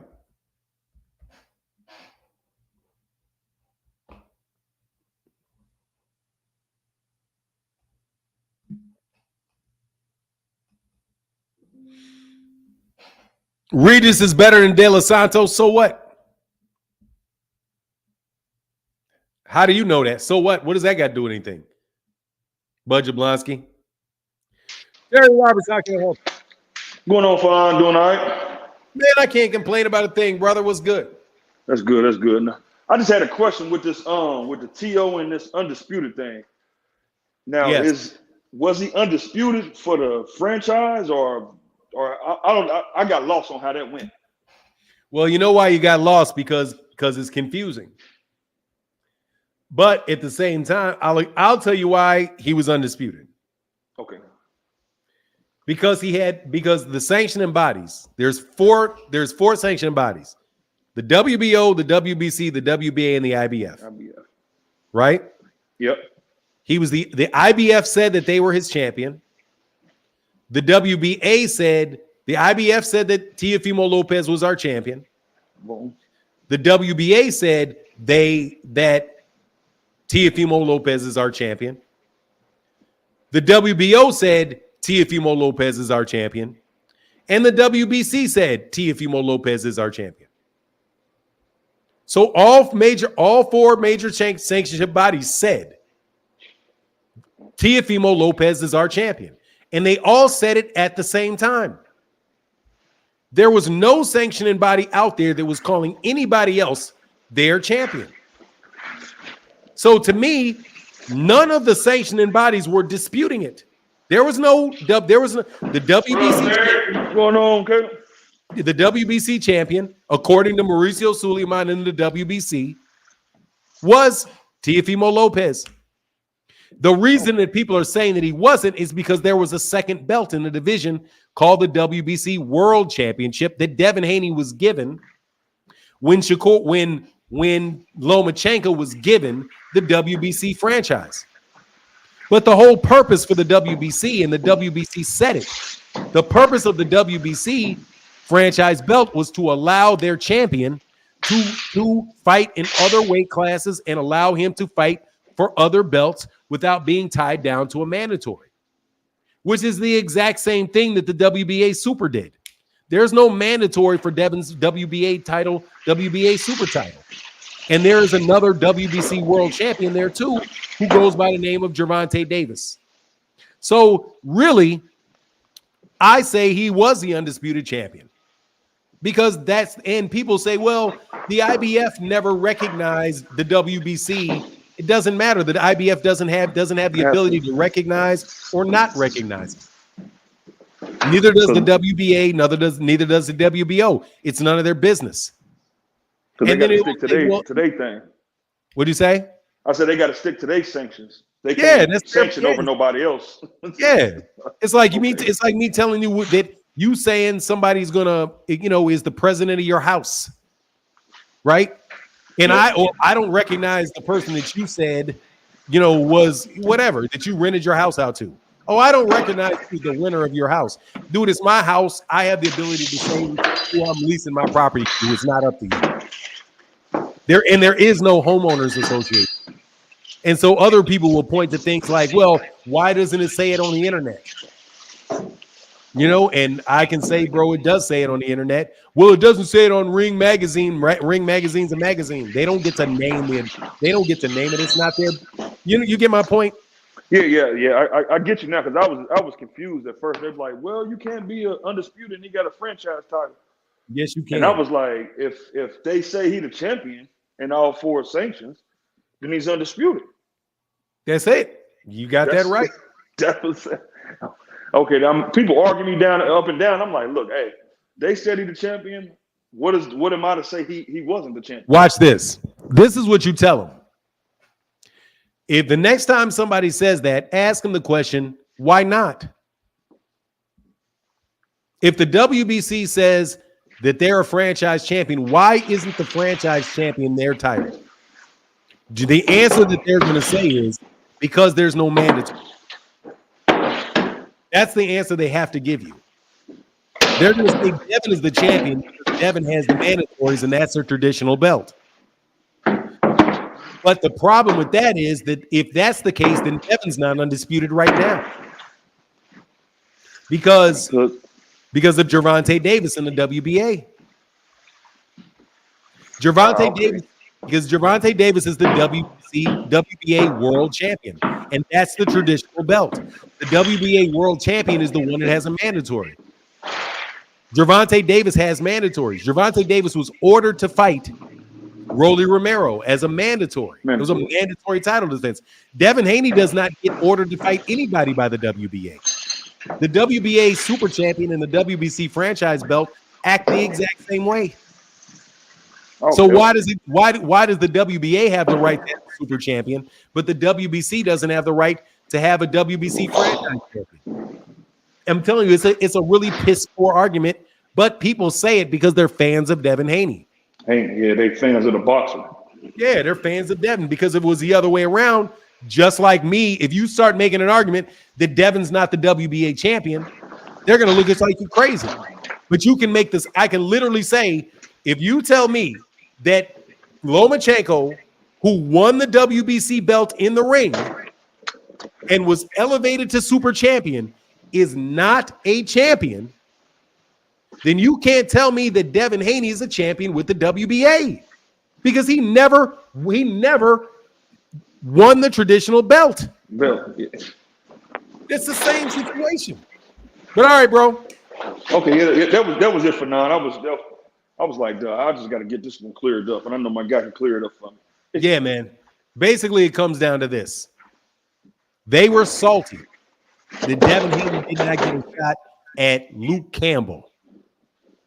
When Mikey Garcia retired, he dropped the WBC World Championship title. The guy that was number 1 and was supposed to fight Mikey Garcia was Luke Campbell. The number 2 guy that they thought was going to fight Luke Campbell was Devin Haney. But Devin Haney didn't get the fight. The WBC gave the fight to Lomachenko. When Lomachenko beat Luke Campbell for that title, they said that now he has to fight Devin Haney. But Bob Arum and Lomachenko's team petitioned for the WBA franchise championship so that they could fight Teofimo Lopez for undisputed and not have to fight the mandatory. The WBC said yes. So okay, so, I get it. Yeah, so they're basically saying, "Oh no, that was a duck," and Devin Haney and Lomachenko took the belt in order to duck Devin Haney. The problem with that is, though, that Devin Haney was never the mandatory, and even if he was the mandatory, unifications trump mandatories because Teofimo Lopez was the IBF champion. So even if it was true that Devin Haney was the mandatory for Lomachenko, it still didn't make a difference. Yeah, because he's gonna fight for undisputed or unification, trump all the little mandatory thing. Exactly. So I'm telling you, the Devin Haney fans are wrong coming and going. They just make terrible arguments trying to support Devin Haney, and that's what you're going. That's what you're going through. Okay, that's what's up. All I right, appreciate bro. it for now, man. Thank you, man. Anytime, man. Thanks for coming on, Terry. Peace. No problem. You have a good one. You as well, sir. Hey, my guy, T. Orlando said, Dean, what skinny jeans signature win? I'll wait. Who's skinny jeans, dog? Shakur? Oscar Valdez. What's up, Dean?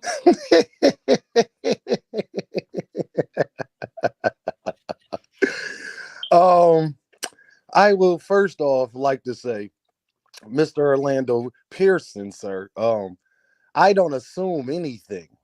Y'all assume. I leave that up to y'all. I know Shakur Stevenson about to win this fight. There ain't no assumptions involved in this. And it also ain't no assumptions involved in the fact that I promise y'all Devin Haney's going to fight Ryan Garcia next, especially if Ryan Garcia beats Diorte or whatever the hell his name is for now. I promise you that. Yeah, Diorte. So I promise y'all that. Just watch it come to fruition like flowers in the spring. That's all I'm saying. And T. Orlando said, what is Shakur's signature win? Not Oscar Valdez. No.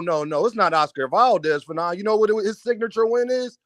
Getting Devin Haney to drop that belt. Yeah. I was about to say, Devin Haney is his signature win. Devin Haney is his signature made that boy win. jump off that belt. No, and he made him jump out that ring. I forgot about his ass running. All I know is Devin Haney being everybody's face, jumping in the ring at their press conferences talking crazy. But when Shakur Stevenson jumped in that ring, that man walked directly. He ain't even stopped his body. He just turned his head and just said whatever he said to him. But his body was moving the other way. So you want to know what's his signature win, sir? Devin Haney. Damn. Devin Haney. That's his signature win. Damn. I mean, at the end of the day, y'all Devin Haney fans got to make up your mind. Is he staying at 135? Because y'all keep talking about this undisputed champion and recess stuff, frequent flyer. I see you in the comments. I heard you. So if that is the case, well, then tell his champion and recess ASS to come down and fight Shakur Tank Davis. That's all I'm saying. Because I just went on a WBA. Gervonta not even ranked number 1. He's the actual champion up there. So you got more reason to want to fight him than anybody. I'm just saying. So like I said, Joe, y'all got to get out of this.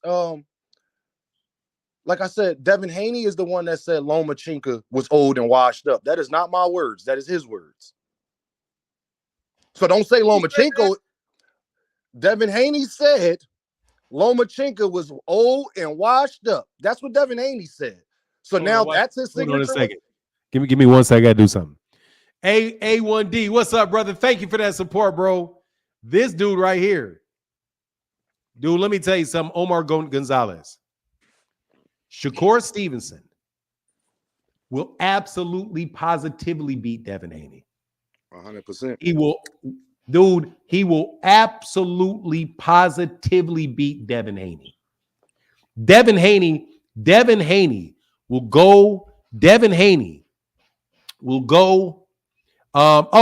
Star said that's just wishful thinking. He just wants me to be gay. You know, he got a crush. Don't worry about it, dog. That's just him wishing. That's wishful thinking, bro. That's his heart's desire, dog, and I don't go that way. But go ahead, Dean. No, Fanon, I'm just saying if he's Mr. Champion in recess, and because like I've been saying, Fanon, I was one of the first people to come up here and say that man is not coming back to 135. He is capping. Fanon, remember I came up here right before the Gervonta Davis and Ryan Garcia fight, and we was talking about this man going on press conferences, talking about Gervonta. I ain't never missed weight. He was bragging about 130 being able to make the 135. His words again, not mine. Bill Haney said, when it get hot, we move into 140. That's on video camera, y'all. His words, not mine. So all I'm saying is, If he ain't a duck, if he ain't scared and all this, then come back to 135. Bro, I'm gonna tell you that I'm gonna tell you my own personal experience. As an observer that directly asked Bill Haney about Shakur Stevenson. They don't want that. I'm telling you. Wonder could see that. Dude, they don't want it. I'm telling you, like, I talked to my son, like, there's this kid, my son plays basketball, Dean. Okay. And there's a kid, he's a good basketball player, a good basketball player. Mm-hmm. But there's a kid that goes to the school that is a year younger than him, that's like 6'7", and has already got offers from Duke, North Carolina, Duke, the top schools, yes. Purdue, right? Mm-hmm. And I was like, man, why didn't you jump to block that shot? He said, man, I ain't crazy. I mean, I'm just he's like, nah, dog, I'm not crazy. That kid's different. And I went to go watch the kid play. No, that kid is different. Like that, you pissed that kid off. That kid was a sophomore. Dude, he'll go on an 18-0 run and never put his foot anywhere near the 3-point line. I mean, as in not go anywhere up, be way past the 3-point line. And that shit, when I'm telling you that shit's bottoms.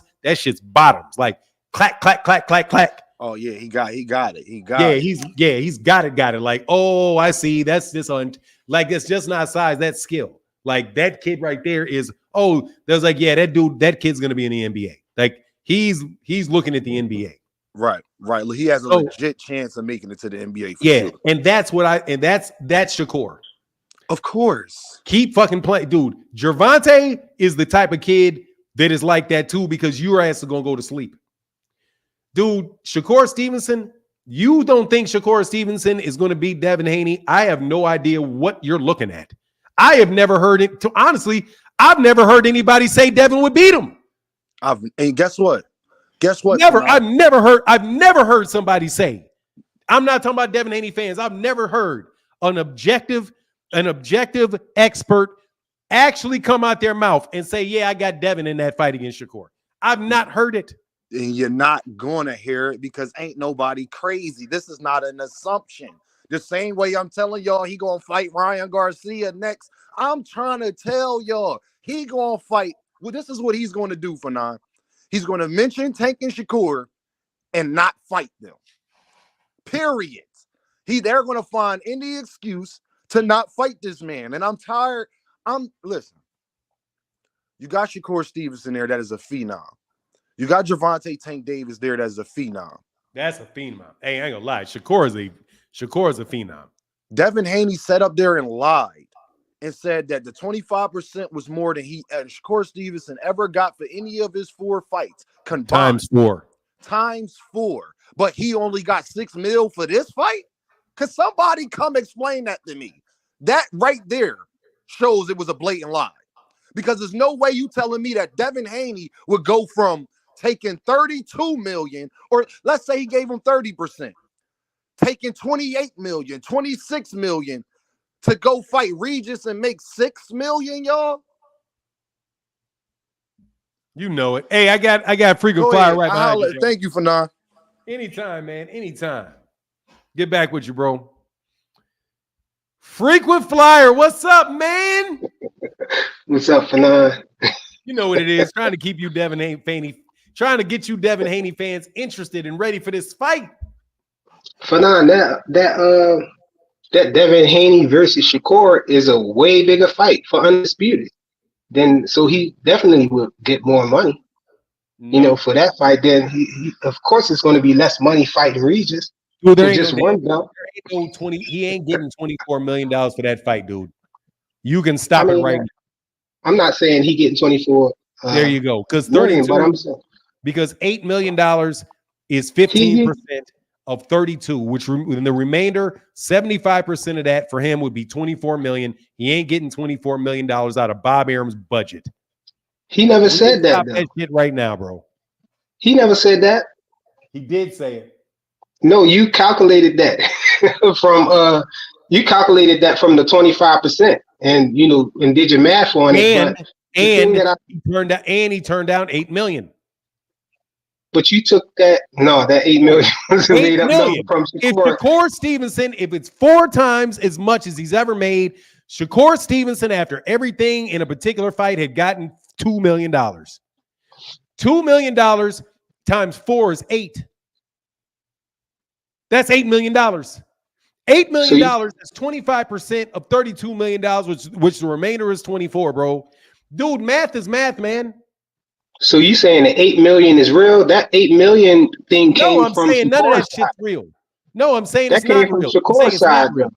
I'm saying it's not real. Devin never said. Shakur said it wasn't true. But that came from Shakur's camp, Shakur though. said that's cap. He said that's cap. I hate the word cap, but he said But that's it's cap. then it's cap from his camp because it came out of somebody's mouth who was in his camp. No, his camp did not say we turned down $8 million. That's Kaney's camp. No, he didn't say he turned down $8 million. He said his exact words were, "Why fight Haney? No, I'm Why sorry. fight No, Haney he said- this year for $8 million when we can fight him next year?" Sir, For I'm not more. going to do this shit, bro. Come on, man. Don't do this shit. Don't I was do just it. telling you what he said. That's what he said. Don't muddle shit. You're trying to muddle shit. Don't muddle shit. How about quoting what somebody in his team This said? is what happened. A mutiny, bro. Don't muddle it, okay? You're trying to muddle it. You're just trying to muddy the water. That's it. Devin said that they offered him 4 times more money than he ever made. That's what he said. 4 times more. That's what they said. If they said this was 4 times more, then the question is, obviously they're saying they know how much it is. So how much did he make? I mean, that could be. He made $2 million in a fight. We know he made $2 million. I mean, I wouldn't expect that. I wouldn't expect that to be exact on the point. I think it probably could have been exaggerated. To be true. Don't talk over me, man. He's lying. Of course it's not exact because Devin's lying. Of course it's not exact because it's not true. It's not true. It could be $2 million in a fight. What Devin Haney is suggesting, because of the math, is that he offered him 8.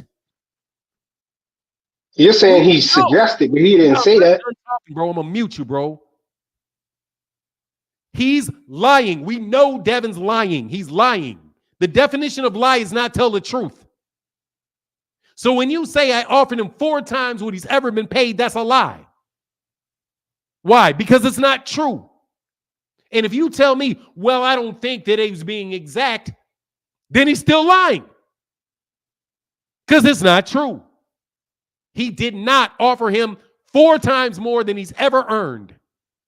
If he earned 2, the math doesn't work. Because 2 times 4 is 8. We know 25%. 8 is 25% of 32. Because that's how math works. 32 minus 8 is 24. Which means Devin is saying the remaining amount of the budget was $24 million for him. We know this is what he said. This is the necessity out of what he said. Hold him responsible for what he said, frequent flyer. I mean, that's all hypothetical numbers, though, that you're saying. If it's hypothetical, it's a lie then. Because he didn't say it was hypothetical. He said it's true. We offered him 4 times more than he ever made. That's what he said. It wasn't hypothetical. That's what he said he did. That's what he said the offer was. That's not hypothetical, man. He said, I made an offer to him for 4 times more than he ever made. That's not hypothetical, frequent flyer. That's not hypothetical at all. And so if it was 3 times more, then that would it still wouldn't be so bad. But he didn't say 3 times. Now you're being hypothetical. He didn't say 3 times. But let's do 3 times. It's still a lie. Because 2 times 3 is 6. Isn't it? What's 6 times 4? 6 times 4 is 24. What's 24 minus 6? It's 18. That means Devin would have turned down 18 million, which is a lie.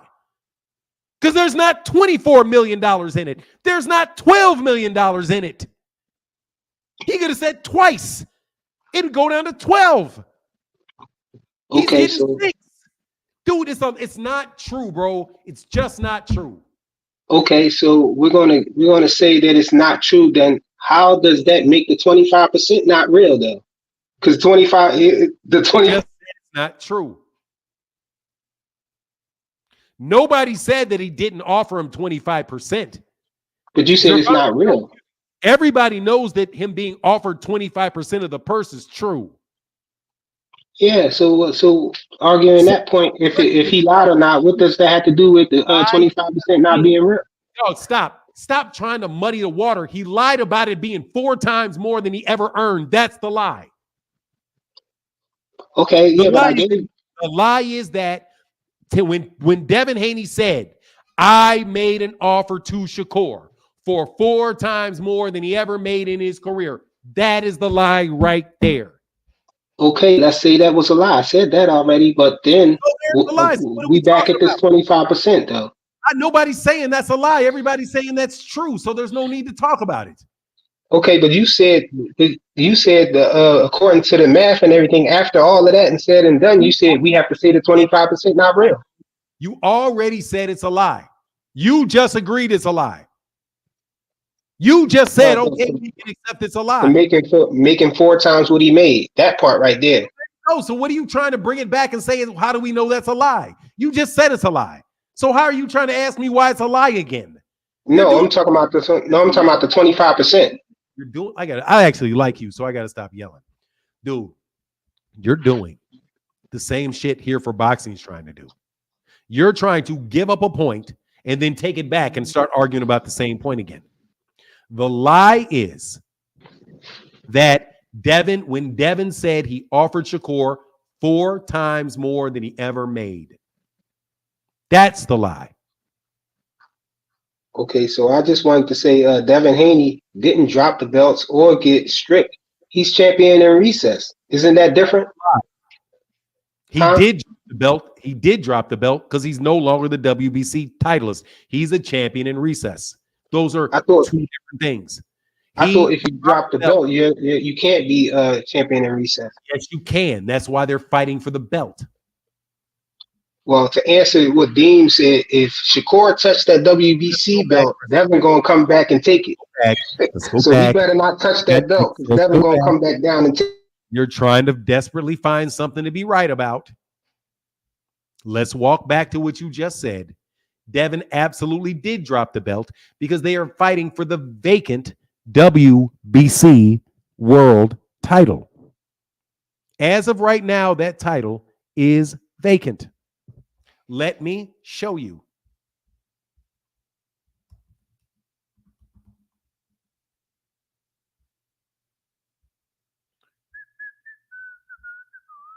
Let me show you.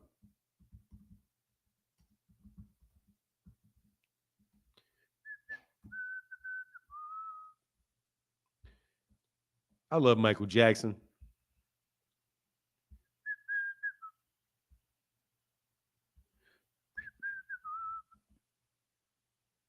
Shakur Stevenson. And then I got to move on, brother.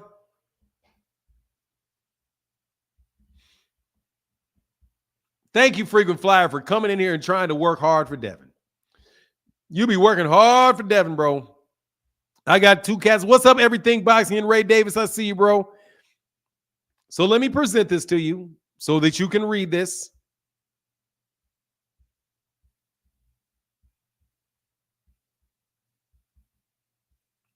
Do you see this right here? Frequent Flyer. Let me exit. Did I mute you? I didn't. Frequent Flyer. Yeah. Do you see what that says right there? Yeah, I know the belt is vacant, but that's because he's champion in recess. He didn't get stripped or drop it though. That means he can come back and fight. No, he didn't get stripped. He dropped it because it's vacant. if you drop it, you can't still be champion though. In recess. He's champion in recess. Do you know what the word recess means? It means we're 1-1 because it means we're tied up right now, 1-1. You're not in school. You're on a break. Yeah, you just don't want to give me one. He's on a break from being the champion, which means he's not the champion. When school is in recess, you're not in school. You're in recess. Yeah, he just on break. That don't mean he dropped it. He can come back and get it anytime. No, seriously, on the real, man, for real. You are not representing Devin well. Right now, you got to say Devin dropped the belt. He's going to be champion, fighting for the belt at 135 pounds. He will not be both the WBC titleist and the and by the way, he was told to pick one. He was told to pick one. Yeah, he had to make a decision. Yeah, to move up or come back down. He either had to fight for the WBC title that was mandated, or he needed to drop the belt and go fight Regis Prograis. That's what the WBC told him. So he decided to drop the belt. He's no longer undisputed, and go fight Regis Prograis and take the easier fight. But let me holler at you a little bit later, brother, because I like you, and I had to stop yelling at you, brother, because you're my guy. You're my man, 100 grand flyer. Yeah, same, man. We went up. Yeah, you dropped the belt and went up. I got that. That's the truth. No, I said we tied up. Tied up with what? 1-1 on this score right here. On what score? Right where? On these 2 points. You got the first point. I got the second point. You didn't get shit. You lost. You were wrong on both. He dropped the number one. He lied and he dropped the belt. That's 2 L's. And they're not even really, seriously, I won't even consider them to be competitions because it's just a recitation of fact. So honestly, man, I'm just going to give you more like you just came, like you said. You were in class. Now I'm going to put you in recess. See how now you're on recess?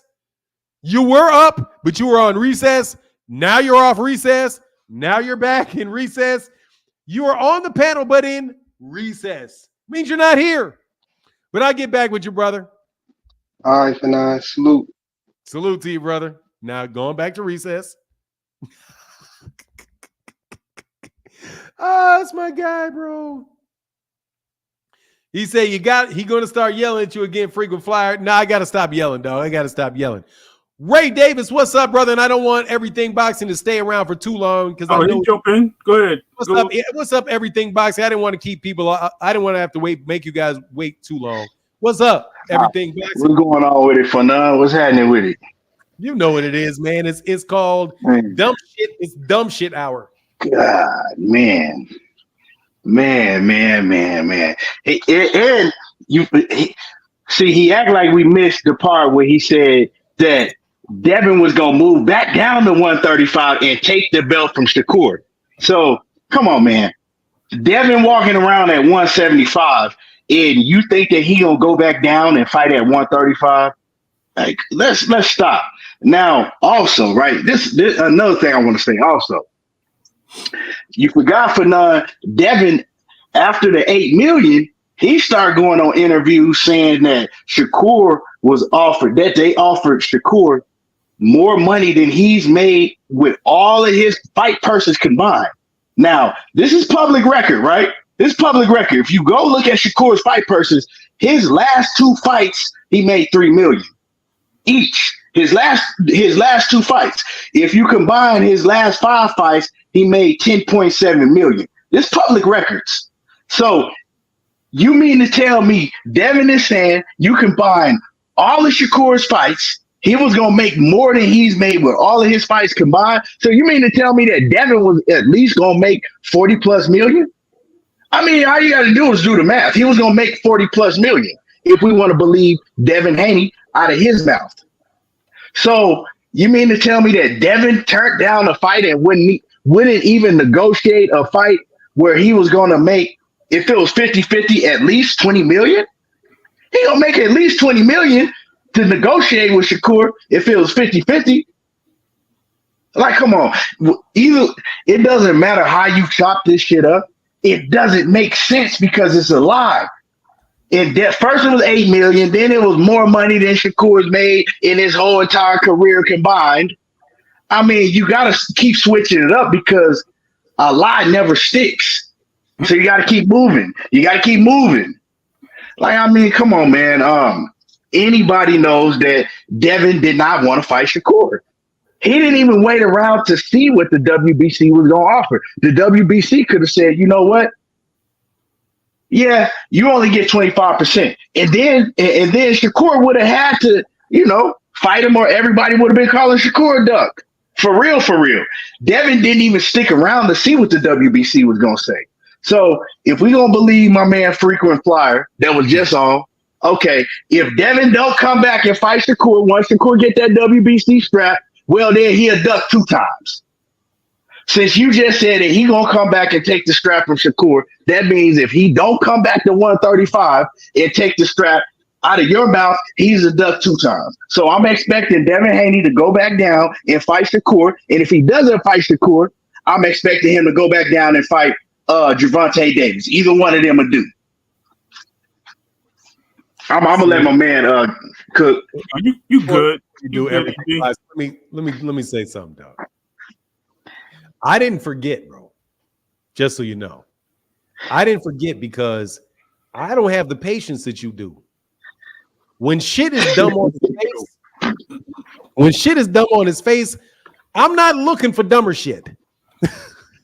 So that reminded me. Now you do honestly though, because I'd heard it, but it just leaves my mind once I heard 8 million. I didn't need to go no further, but now that because I do recall him saying more than he ever made, and I'm trying to give these people a little bit of benefit of the doubt because, dude, at 3 million, 3 million makes 12 million. 12 million times 4 is 48 million. 48 minus 12 last time I checked is $36 million that he's saying he's getting paid out of Top Rank's budget. Okay, why you do that, man? You do that to that Because man. everything boxing be on it. I'm just laughing because why he do that? That's my point. Y'all got to stop believing. You guys got to stop selling this dumb shit. Go ahead, Ray. I'm going to let y'all. No, you good. Continue. And Everything Boxing, first of all, y'all probably all already subscribe to Everything Boxing. But if you're not, make sure you go subscribe to my man, Everything Boxing. He be spitting it every day. Excellent content. Yeah, for real. Big up to that dude because I be listening to him. Appreciate you, man. Absolutely. You be bringing it. Listen, I ain't gonna go too far with this. I was just gonna touch on what Deem said about the ring walkout, which was funny. I don't know what to hold that to because it's speculation and how we perceive it. Now, if I'm not mistaken, Shakur himself said that he had already talked to Devin and told him that they're making him do stuff and that Top Rank and that. It's not an excuse. It's what happened.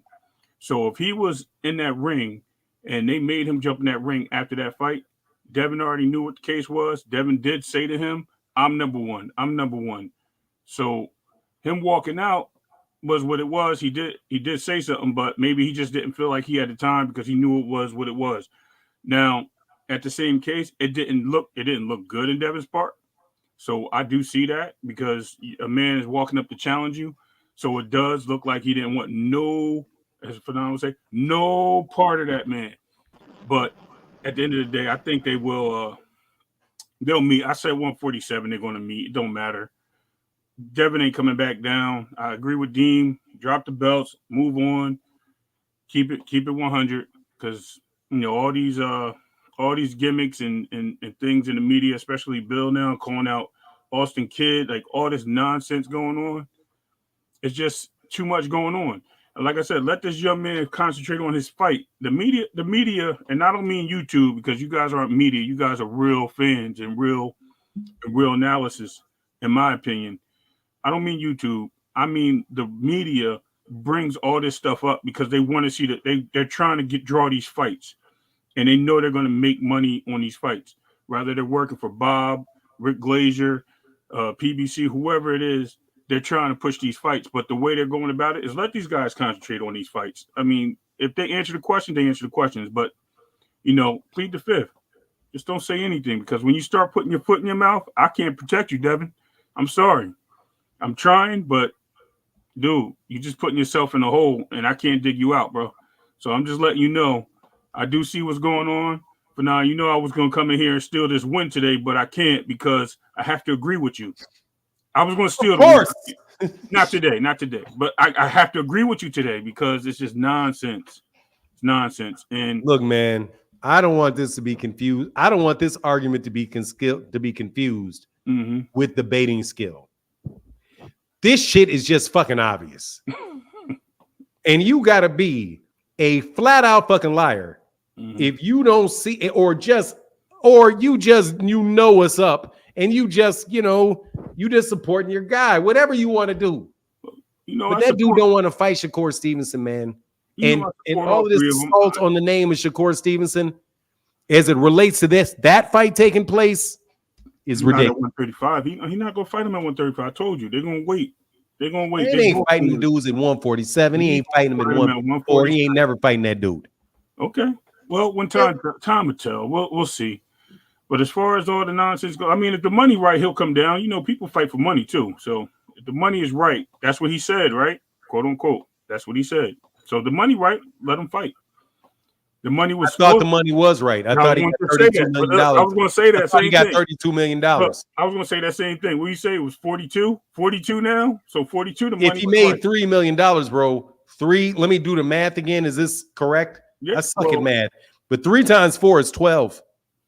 According 12 times 4 is 48. According to 12 times 4 is 48. 48 minus 12 is 36. That's $36 million. That's more than Terence Crawford got. That's like that may be $10 million more than Terence Crawford got from the Errol Spence Jr. fight. Yeah. That's more than Errol. That could be $6-7 million more. That's $15 million. That's around the amount of money that they're saying Tyson Fury got for Francis Ngannou, where billionaires were throwing money in a fire pile. Maybe I'm not even gonna go with the jokes, but you're right. You're right. Absolutely. It's Devin Haney flat out lying, thinking you're stupid. He ain't but hey, y'all, I got 2 more guys behind. I got you. I'm with that. I'm gonna let you cook today because it's actually very entertaining. I just wanted to say that about the ring walk because I don't think a lot of people really acknowledge that one. I think we forget about what Shakur did put out there about he already gave him a heads up on stuff. So what are you talking about? Shakur told him. Shakur said he called him up and told him. He's like, yeah, we about to go on vacation. He said, when they asked me in the ring, they set me up during the his first fight. Shakur said it at 135. He said after his fight, he said that was a setup. That's why Bill went on. It's always a setup when they get in the ring. No. That's not what I'm talking about. I'm talking about the Yoshino fight. Shakur said that Top Rank set him up. And he called Devin right after and said it. And then that's when Bill took it out of place, decided to run his mouth. And that's how the whole beef started. Was that before or after Devin ran out of the ring when Shakur was in it? That was before. Was it before or after Shakur Stevenson sent him them bottles of drinks that says sign the contract? That was before. That's what I'm saying. So was he, you know what I mean? Was he just like, yo, this dude is just riding me right now? Was that before or after he petitioned the WBC to make it so? That's my point, bro. How fake could it have been, bro? If he does all of these things after that of his own permission, he's clearly wanting to fight, bro. Oh, no, absolutely. What Devin, I'm just not even going to talk about Bill and Devin. What Devin Haney fans are trying to do is convince you that Shakur doesn't want the fight. Shakur doesn't really want it. Shakur's lying about wanting to fight. And it's coming from the same place. We all know where this is coming from. Devin Haney, he has Devin and Bill, they got certain people that they mess with real tough on YouTube that have a following. And all these lies is coming from them. We know what it is. It's a smear campaign. You know what I'm saying? It is what it is. I mean, we all see that. It's a new lie every day. That's why I don't think that Devin would ever fight Shakur, because they're trying to have people run a smear campaign to make Shakur look like he's not shit, to where, oh, well, eventually it's going to be like, well, well, who is Shakur? Shakur ain't this and Shakur ain't that. They don't want to fight Shakur. It's a new lie every single day. Now Shakur just got beat up by Liam or somebody in sparring. Man, you're like, come on, man. We know this is bullshit. That's not even. We know it's bullshit. Like, oh man, he just got beat up by such and such in sparring, and man, Shakur this and Shakur that. If you really wanted to fight him, you would shut up. Mm-hmm. Shut up. Stop making up these lies every day and just keep it truthful. Like that's what makes me think that he does not want to fight Shakur, because why you got to keep lying on this man's name? Why you got to keep making up stuff if you really wanted to smoke? No, I got you. It makes no sense. Look, I'm gonna tell you what makes perfect sense to me. Go ahead.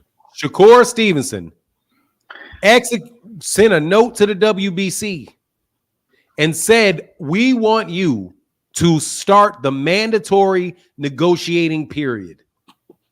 And we think that it will make us make progress in this negotiation faster.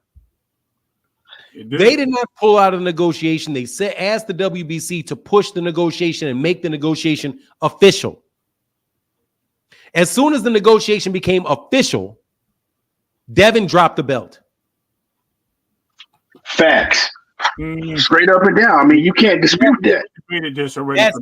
We debated all that other stuff is getting into people's motivations, whether it's true, whether it's not. Or we know this. Devin Haney never got to the, as soon as they made the request to officially start negotiations, he dropped that belt. So Devin Haney was the least that, and 25% last time I checked is 30 is more than 25%. Mm-hmm. Shakur Stevenson, Devin Haney, and Shakur was offered less than the minimum purse split that he would have got in a purse bid. Less than that. 25% is less than 30. He didn't start with 35%. He didn't start with 31%. He didn't start with 30%. I'm still having a very hard time understanding how Shakur would be anything but stupid to take less money than what is offered to him by the rules of the WBC. Why would he voluntarily take a pay cut? And you can't say, well, it was the pay-per-views. It wasn't 30% of pay-per-views. It was 30% of the purse, which is whatever it is that Bob Arum was going to pay in purses. And if it would have went to purse bid, Bob Arum would still win the purse bid. The same money would be there. Why would you drop out as soon as you ask for what you're due? The same people never said anything about it any other time that this has happened. Where somebody says, oh, if you really, every other time somebody you tried to say, well, if you really want to fight, activate your mandatory. That's what Gervonta is supposed to do. You literally are telling Gervonta to do something stupid. Like, because, if Gervonta really wanted to fight Devin, Gervonta would send a note to the WBA and say, name me the mandatory, so that he can get a mandatory purse split against Gervonta. That's literally what people were saying. So now Shakur does exactly that. Devin drops out of the fight, but it was Devin, but Shakur was ducking because he did do it. So let me get this right. Gervonta was ducking because he didn't ask for an official negotiation from the WBA. He was ducking because he didn't do it. Now Shakur is ducking because he did do it. Am I missing something? I don't think nobody ducked anybody. He did duck him. Devin ducked him. That's that man's mandatory, and he dropped the belt, but he kept the other three. You dropped the belt, but you kept the other three. They stripped him or whatever, relinquished it because he went up. That's what he said. He had the option. They gave him an option. They extended the deadline. From what I recall, we talked about this. And when they extended the deadline, he already told Regis he will do the fight over there. Rather what's Excuse going me, on man. other than that, like I said, a lot of things are speculation and what we see and perceive through the media. Oh, that's not We're not in speculation. the rooms with these You dudes. got to be fair, bro. That is I'm not being fair. speculation.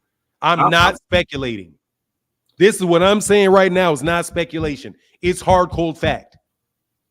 Shakur Stevenson sent a note to the WBC. Right, he did. And said, I want to fight Devin Haney for the WBC belt. Right. And we are asking for you to send a note to Devin to say we have 30 days to get this done.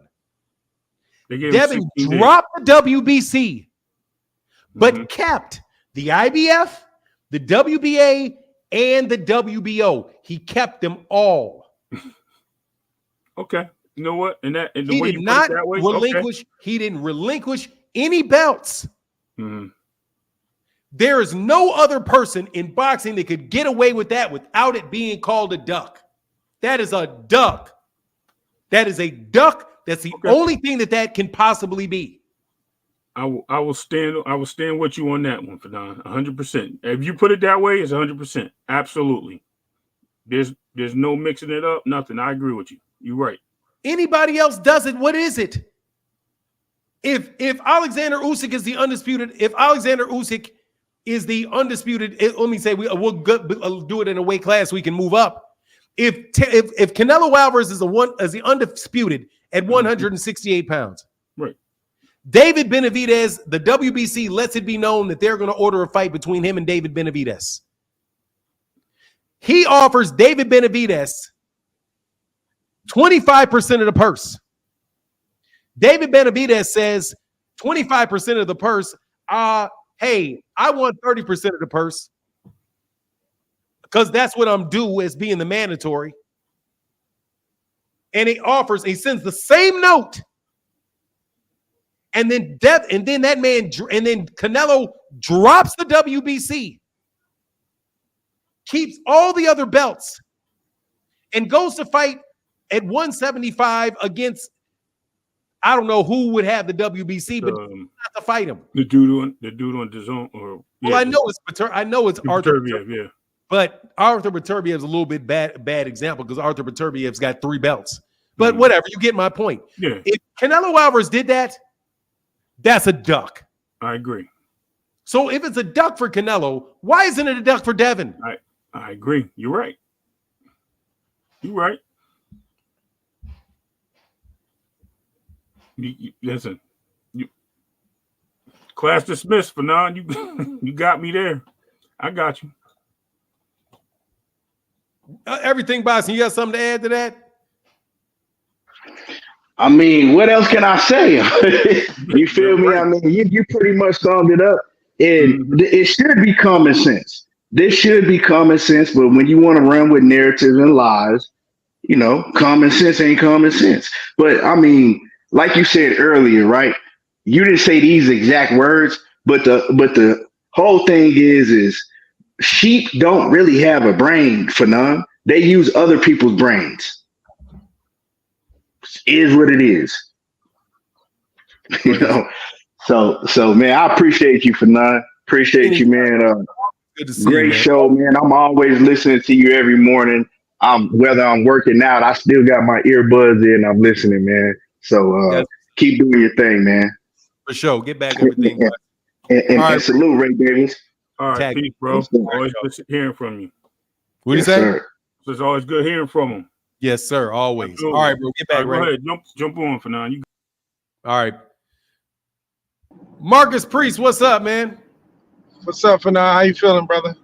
I'm good. I just want to let Claymore Rain know I see you, Claymore. Real quick, though. Los, thank you for the support. Los said, hey, always supporting. Thank you, brother. Appreciate you, man. And anybody in the Cash App supporting, thank you. It is how we able to do it. We having a good conversation today.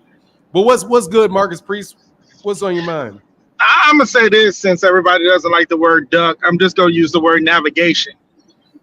He navigated away from Shakur Stevenson. In my opinion, he never supposed to been there. Meaning Shakur Stevenson. I think that Devin Haney's career path is kind of mapped out, and I think Shakur I think Shakur going up to 135 when he did Was unexpected. kind of, threw a monkey wrench in the plans. And approaching Devin Haney like he did threw a monkey wrench in the plan. So Devin Haney going up to 140 and probably looking to fight Teofimo Lopez and Ryan Garcia. He's not coming back down. We already know this. That's the plan. I think he had campaigned in 140 for a while because he can't go up to 147 because Boots is there. Once Boots exit that weight division, then he probably show up at 147. And they might fight one day at 147. But I think it's just too soon right now for the Devin Haney camp to entertain Shakur Stevenson, because like I said before, everybody trying to hold on to their O, and I think Devin will lose that O if he fought Shakur, and he knows that he has the propensity to do that. So that's just my take on the whole thing.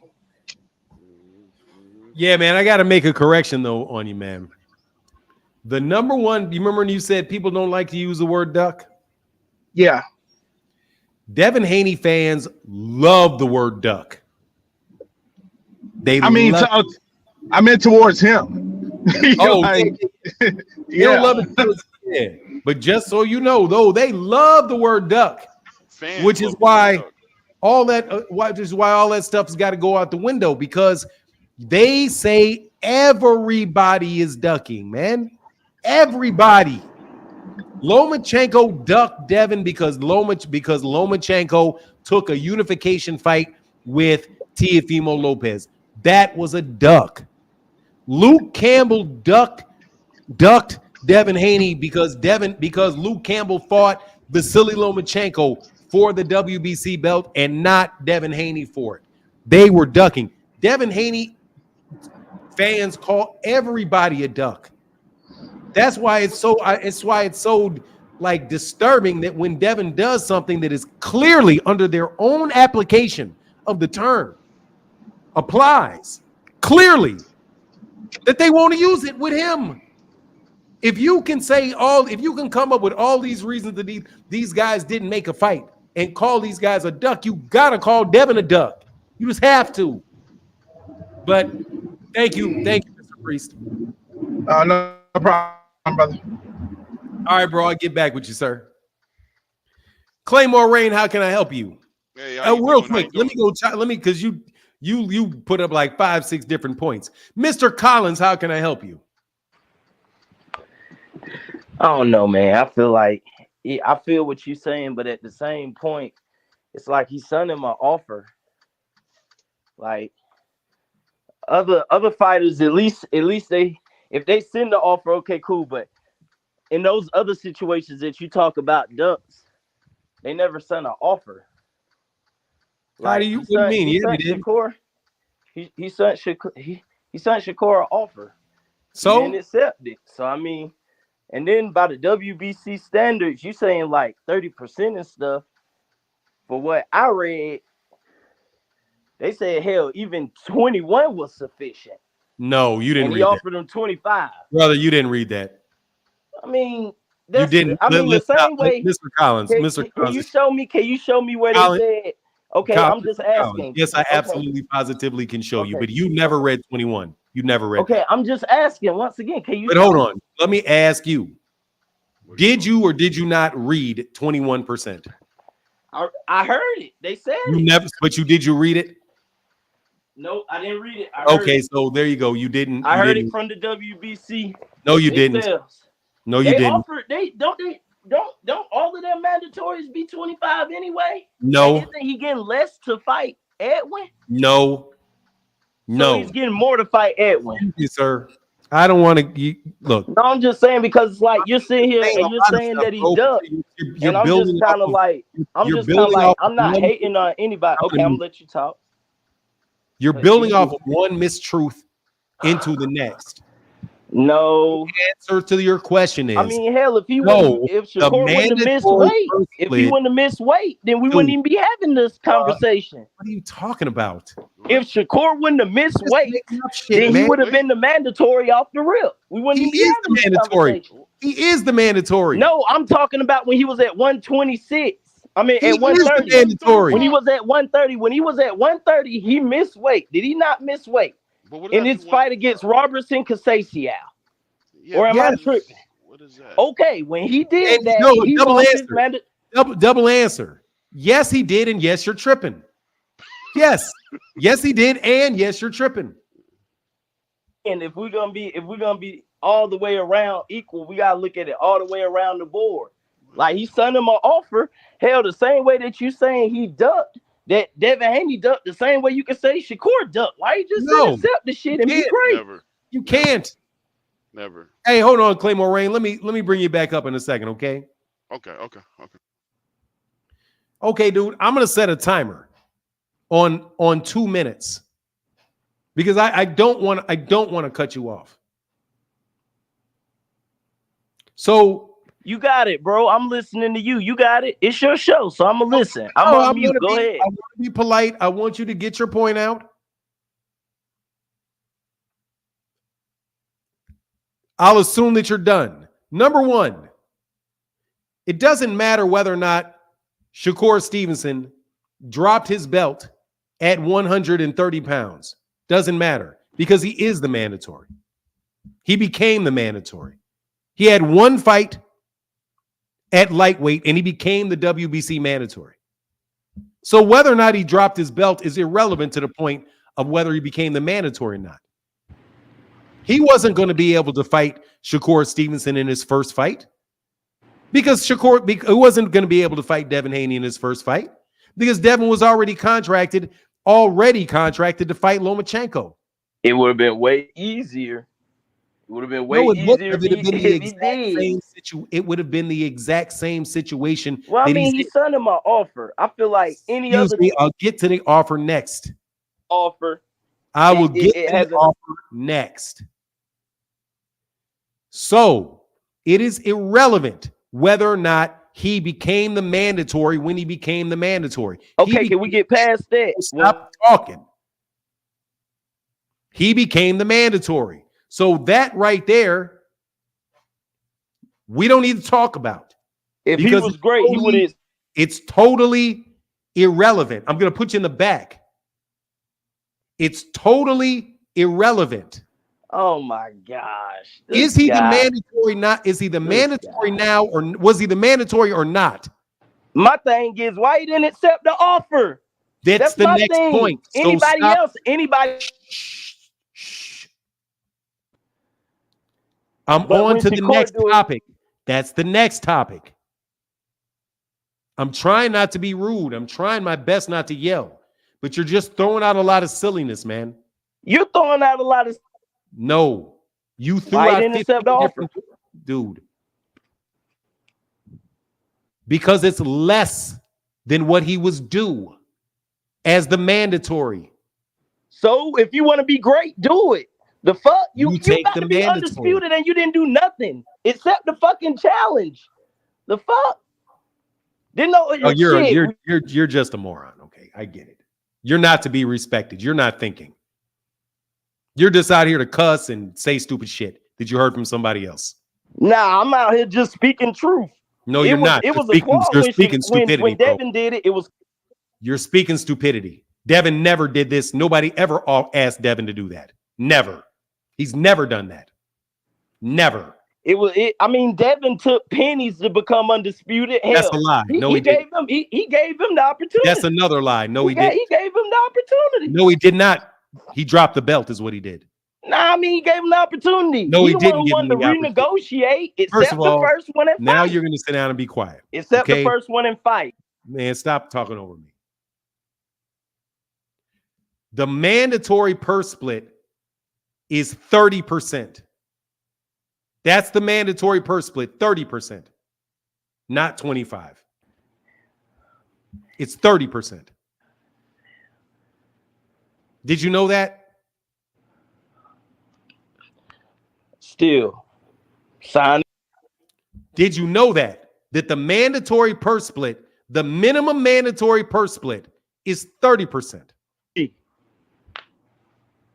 you know Show that? me. Don't cap. Show me. I need proof.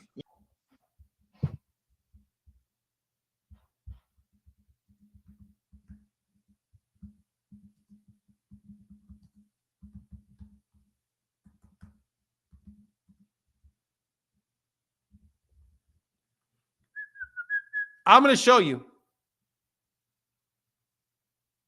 It's literally the stupidest shit that I have to do for people that don't. It's fucking ridiculous. You want me to do research for you for something that is well established.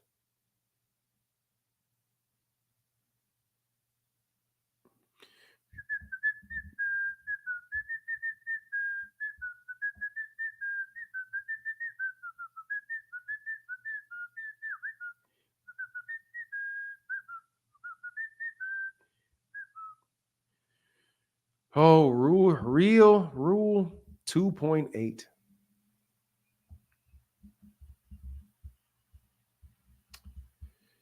Okay. So you want me to go to the internet and tell me to stop lying? Google. Man, I swear I'm trying to practice not cussing at people.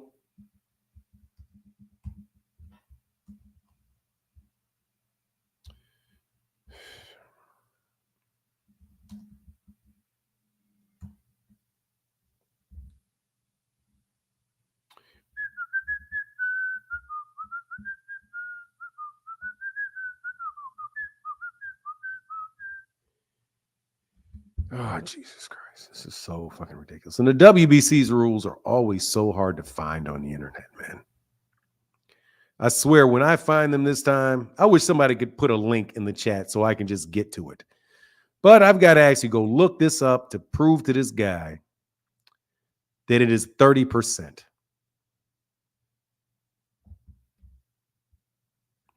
Maybe there'll be a summary right here in an article.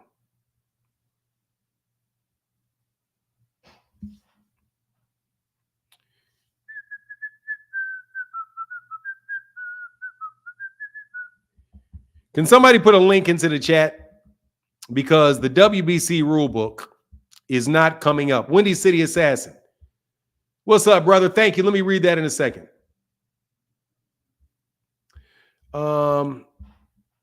WBC mandatory purse split.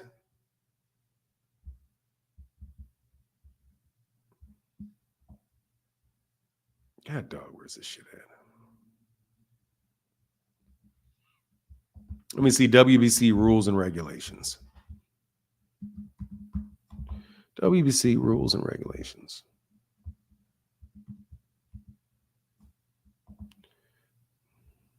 God dang, man. WBC's rules are so fucking hard to find. Can somebody put a link into the comment section with the WBC rules?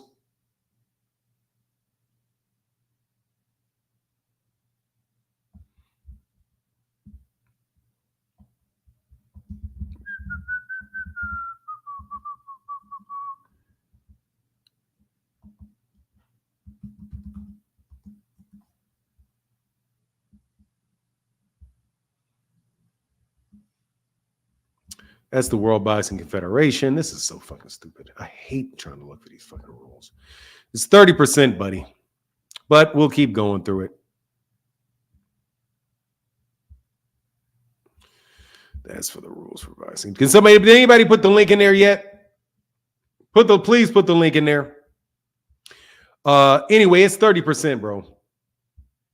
Are you still there? Or am I not hearing something? Nah, I'm still here. Yeah. Oh, thank you. Thank you, Ray Davis. Ray Davis put the links in there.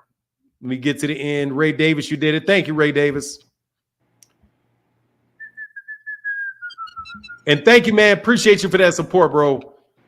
Here it is. Scribe documents. Download. I got to download it. Oh, fuck. I got to download it. Copy. Can you copy and paste the rule? Shit. Where did it go? I got to click it again. Damn it. Just copy and paste the rule, bro, if you wouldn't mind.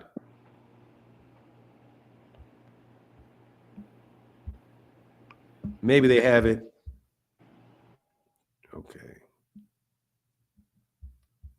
Come on, man. Come on.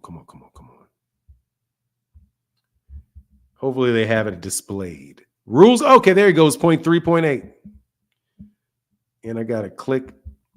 Let's continue it. Fucking free trial. Ugh.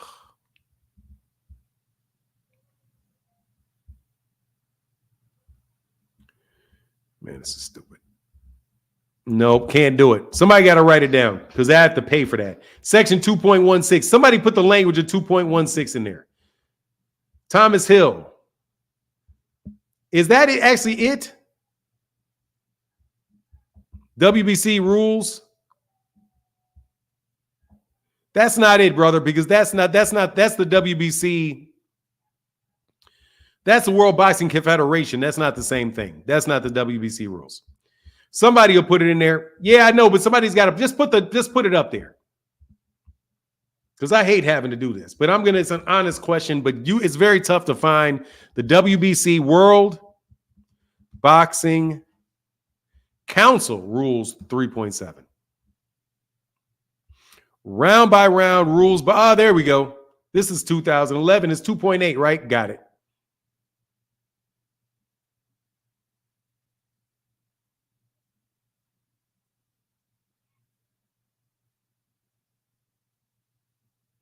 This is an older one.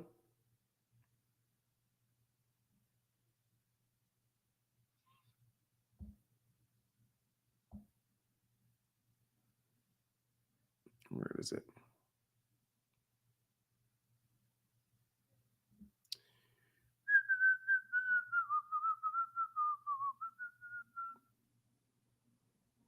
You said it's 2.6? I think this is the older one. This is from 2011. What the fuck is the number?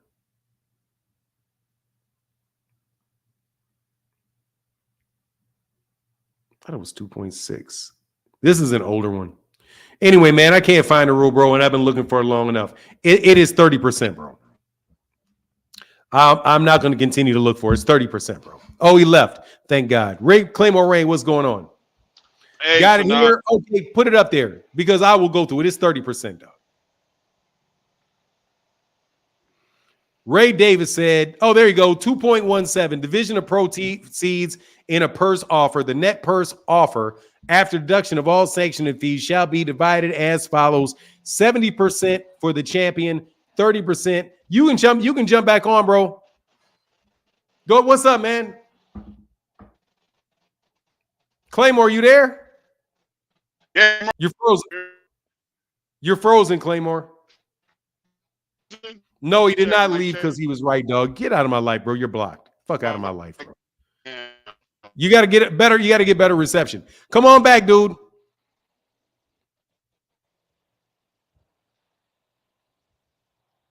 Come back when you get a little better. You get a better place. But anyway, you can click back on, and so there you go. There's your rule. Devin Haney, and here's the link again, just in case you can't get back on.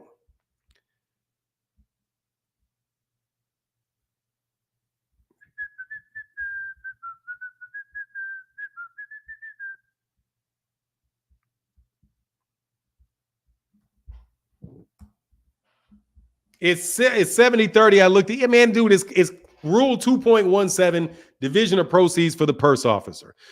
So, man, fuck that dude. I'm blocking him. Fuck out of my face, dude. He's a coward, bro. He got everything to say until his boy flopped. Claymore Rain, what's up, bro? What's up, man? Good morning, Fanon. Hope everything is well.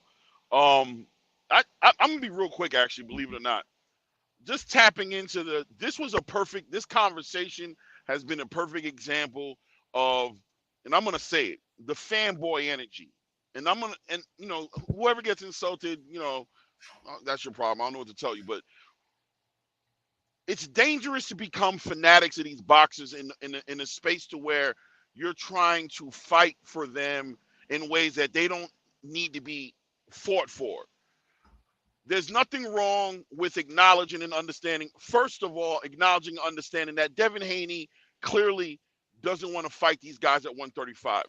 You rip out the whole entire offer and everything like that. Just understand that this man has already explained that making that weight is difficult. You've seen how he looks when he gets on the scale.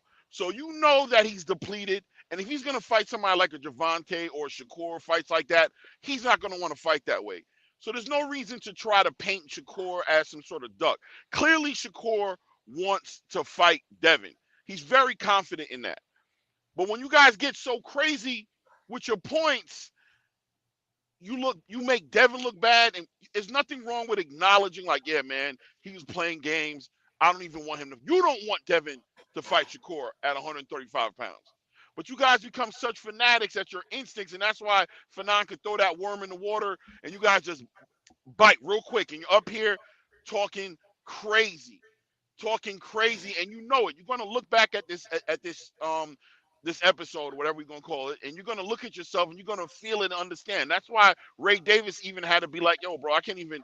You doing too much. You doing too much, guys, man. The sport first. That's all I got to say. The sport first, please. When you guys get into these boxers the way you do, it gets real weird on some like man time. Just being honest with you guys, like on some, it gets weird. It gets funny. It's like sis boom ba. You like men. The women cheerlead. The men don't do that. We on the field or we in the stands. You know what I'm saying? Doing what we do. We cheering our guys on, but we don't need to play these games. That's all. That's all I really wanted to say. This is a perfect example. It really was captured so well in this situation with the arguments being made. The math was put on the table, brother. The math was right there. He said 4 times as much money as he's ever made. He's made $2 million. That's 8. 8 times He made 4 is 3 million. Right. Now we know he made 3 million. 3. Now he's made 3. Yeah, okay, that's what so, everything boxing updated it to gets 3 even million. worse, right? But so now you do the math. That's it. You went to school, bro. We learned this in school. This is not the college stuff. This is like the junior high, like elementary school stuff. Like it's not that complicated. Like we just work with the two.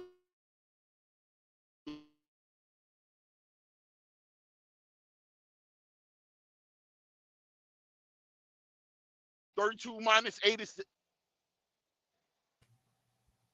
You there? Yeah, I can hear you. You're breaking up though. Okay. Yeah, I'm about to All right. let it go on that point. Just to say. Hey, can I say something to you though? Yeah, sure. Let me tell you something. Can I tell you something though? That's what you should be. That shit's what you should be doing. That strong opinion. Yes, sir. That's what's up right there. Okay. I'm just telling you. That strong opinion. That. Yes, sir. When you do your content, that's what you need right there. You need that. Because that's the best and just person to person, that's the best you've ever come off, bro. And not just because I agree with you, just because of the strength of your opinion. Yes, sir. Yes, sir. I appreciate that. I really do. Yeah, man. Because people are gonna hate what you got to say. Half people are gonna hate what you got to say anyway. So fuck it. Might as well say it. No, yes, I sir. really All right, bro. that. Come back when you get out the mountains. Seeing that of me. Thank you. Yes, sir. Salute, yes, sir. Salute. Peace. Upper echelon, what's up? Peace and blessings for none. Peace and blessings to everybody in the chat. How everybody doing today? Your nose sounds better, man. Oh yeah, I've been in the hospital with my mom and everything, and they've been having me on this I was on this breathing thing too, and plus my chest is a lot better from the hole and stuff. It's a lot better.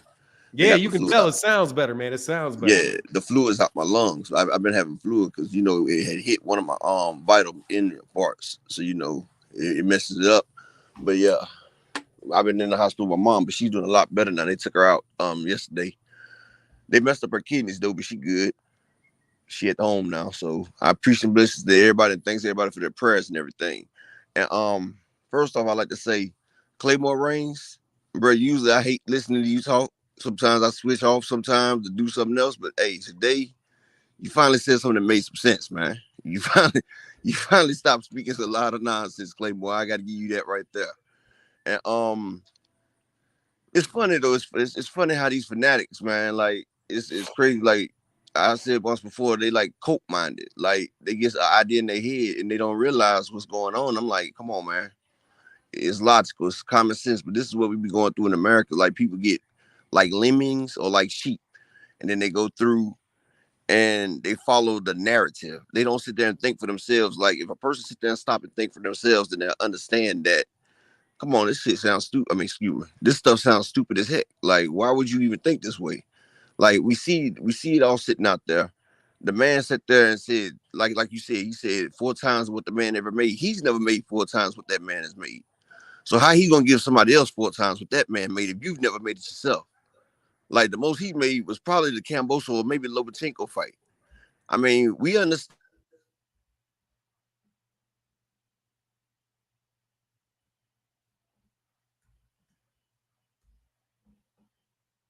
The man holding on to that WBO belt just in case he loses the Regis, then he can get a mandatory with Tio. That's what it is. That's why he's holding the belts. That's an escape clause. If you lose one match, you can get another turnaround and get a mandatory. That's all that is. And see, a lot of people don't realize, but the man is having a lot of problems making this weight. He's having a lot of problems making that 140. It's only 5 pounds up. And like I tell you, when you reach a different age, your body changes. Your body changes. And it's hard for your body to make a certain weight. And just like Shakur found out, and he's at the age that Shakur was when he couldn't make 130 no more. Dev's a little bit bigger than Shakur. They both big kids. Both of them are in the 155, 160 area. They could be in them weight classes. But Dev's gonna have problems making this fight right here. I give him 2 fights at 140. And then he's gonna have, and then everybody that be capping for him and everybody that say he the truth and everything, y'all gonna have to see him go to the real boogeyman. Because the real boogeyman coming in at 145.6 right now. That's what the real boogeyman weighs when he weighs on that scale. And if such and such is the truth that y'all say, he's gonna have to go up and see that man, because that man ain't leaving till he clear that division. And he's only a year older than Devin. Yeah. And he got more fights than Devin. And matter of fact, he got more knockouts than he got fights just about. So yeah. Y'all talking about the boogeyman, but he's gonna have to go see the boogeyman real soon. It ain't gonna be no capping that way. Because he's gonna ask for everything that man asks for. He probably take the fight for less than nothing. But that's all I'm saying right there. You know, he's a good fighter. Don't give me that. But it's levels. Like I said, taking Shakur, they S class. Devin, I give him an A class fighter. He's an A class fighter, but he has too much stuff that he's missing. Now, if his power comes up when he hits 140, that'll add to his repertoire. But I'm gonna tell you like this: he doesn't have the defense and he doesn't have the skills to be a Floyd Mayweather, and that's what he is without that power. If you ain't got no power, you have to be defensively sound and be defensively great. And he's defensively okay, but he has defensive lapse, so you can't do it. To be a great fighter or a complete fighter, you have to have everything. And Floyd had everything at one point, but when he lost one, he gained another. When he lost his offense, he gained immaculate defense. We can't say the same with Devin. We've never seen Floyd push the way Lomachenko did Devin. We've seen Devin have Kambosos and can't close the show. I don't know no other great fighter that cannot close the show. Kambosos too. That was the testament that Devin was supposed to close that show. He hit that man with everything but the kitchen sink and couldn't close out. That shows he's not a finisher and he don't have that tenacity, but he's still a good fighter. And see, Shakur, he's coming up on his tenacity because Shakur used to sit back and just be happy just to go 12 rounds. But now he's starting to finish. And since Devin starts to learn how to finish, he will never make it to an S-class fighter. He'll always be an A. And that's all I got to say. Peace and blessings for now. I'm going to go back in this chat. All right, brother. Thank you, All right. sir. Get back with you, man. Peace. Dean back up here. What's up, Dean? Hey, Fanon, I know you about to wrap up the show soon, but I just wanted I'm good. I got some time. You good? Okay. I just wanted to say something real important. Hey, let me do something real quick, though. Go ahead. Windy City Assad said well, first of all, Adam 1, thank you for joining the channel, Adam 1. My guy Marquis in the building said, for your patience, Fanon. Yeah, dude dead. I'm trying not to cut us out young black men anymore. I'm trying my best. Trying to turn over a new leaf. I'm trying to mature and advance in life. And cussing out kids is, it's not a good look. But it's so tempting. Windy City Assassin said, for his stupidity in my Chi-Town brother. Thank you, bro. Like, no. And then Cal Coolin, what's up, brother? Said, facts as usual, blessings to you and yours. Thank you, sir, for supporting the channel. Thank you, Cal Coolin. I'm sorry, said Cal L. I'm sorry, that may not even be Cal Coolin. Cal L in the building. And Edwin Volitan, thank you, brother, said $3 holler for the real talk. Thank you, Ed Volitan. Go ahead, brother. And I wanted to say this for none. I'm about to do something that Devin Haney fans, they'll never do. What's that? Gervonta Davis, let me talk to you. I wanted to go on what you was talking about either yesterday or the day before yesterday. It was one of them days. Gervonta, I'm a big fan of you, bro. Love you inside the ring. Phenomenal fighter. You going at this judge, sir, is not the right thing to do. You made the decision to go ahead and do a hit and run. That's decisions you made as a man. You can't sit up there and complain when you edge a judge on. You have no wins in this, sir. If you can't do the crime, don't do the time. You have no wins in this, my guy. And all you're going to do is further back your career instead of going in there, being apologetic, go in there and be humble in front of the judge. You already know what it's like for people of our skin color. To think that you're about to sit up there and argue with somebody or get a win off somebody that I guarantee got people watching your social media and everything that you do. I understand Baltimore not a safe place. I understand that that's probably not somewhere you want to be, but you put yourself in this situation, sir, with the constant getting in trouble with the law or having interactions with the law, my guy. If you wanted to do what you wanted to do, my father always told me, Fanon, you got to do the things that you don't want to do the things you want to do. And I understand that you don't want to go in front of this judge and be apologetic, but you did a hit and run on somebody. That is not cool, my guy. Nothing is cool about that. No matter how much I like you, nothing is cool about doing that. And from the reports, it said that you hit the lady, you got out the car, looked to see if it was her or she was okay, and then you got back in the car and pulled off. Ain't nothing cool about that because you didn't want to face the consequences right then and there. Where if you would have stayed right then and there, called 911, you probably wouldn't even have been in as much trouble as you in the day because the judge has discretion. But you want to sit up there and argue with a judge, go on Twitter, do these things where she's human. I know that if she has discretion, that means that's at her discretion. She get to choose what she want to decide your punishment to be and what your punishment shouldn't be. You have no wins in this, my God. You the face of boxing right now. You don't need this on your jacket. You don't need this distracting you. You don't need this in your way. Get this done. Get this out the way and really change your life. Because the judge didn't put you in front of the judge. You put yourself in front of her. And that's just facts, my guy. For somebody a couple years older than you that want to see you be successful in the whole nine, you wrong, my guy. You wrong, bro. And you're going to put a stop to a lot of stuff that you're doing because you want to be hard-headed because you're feeling yourself. You is the face of boxing. But humble yourself enough to know that the judge don't care nothing about that. To the state of Maryland, that means nothing. They don't base their life off of if you the face of boxing or not. So that's what I wanted to come up here and say, Fanon, because I think that's something that really needs to be said. I love Gervonta. Great fighter, amazing fighter, my favorite fighter by far. But you're wrong, bro. Get it together, my guy. Focus on boxing. Focus on your children. Focus on getting this your community service done. If I was you, I would be doing more community service to knock the hours off as fast as I could. Grow up, my guy, because you stopping you right now. Ain't no judge stopping you. That's all I want to say. And I'm not trying to be on the judge side for now. I understand what we face as black men. Don't put yourself in that position as a black man. You know that too. Why put yourself in that position when you don't have to? Because you want to drive fast in your fancy cars for people to see you. I get it. I understand. But now look what situation you in. Ain't none of them people around that you trying to impress in that courtroom with you when you in front of that judge. They can't help you then. Grow up, my guy, because you only harming yourself. You ain't doing it to nobody else but Gervonta Tank Davis. That's it. That's all I wanted to say for now. I enjoyed the show. Thank you, man. Yeah, man, anytime, bro. I mean, I'll go on that a little bit. I got a little bit different view. I got a little bit different viewpoint on it. No, that's but okay, thanks, bro. You already know. I'll go on for a second, but all right, bro, get back. Yeah, I got a little bit of a different perspective of it. because we all fuck up. You know what I mean? Like we all fuck up. Have a drink, get in the car, drive. You know, we all do stuff like that. So I'm not really. My thing is though that that he would be better off paying respect to people in their jobs. You got to let the lady do her job, and she asks you for something.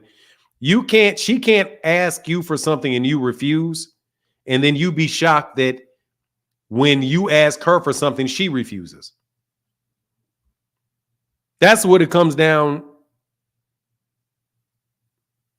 What happened? Terry Smooth 10 count for Terrell W. with loss. What happened to Terrell W? What happened, Terrell? Hold on. I'm sorry. I just saw that. Yeah, absolutely. 10 count for your stepfather for sure. I'm sorry that it took me so long to see that. Yeah. Rest in peace.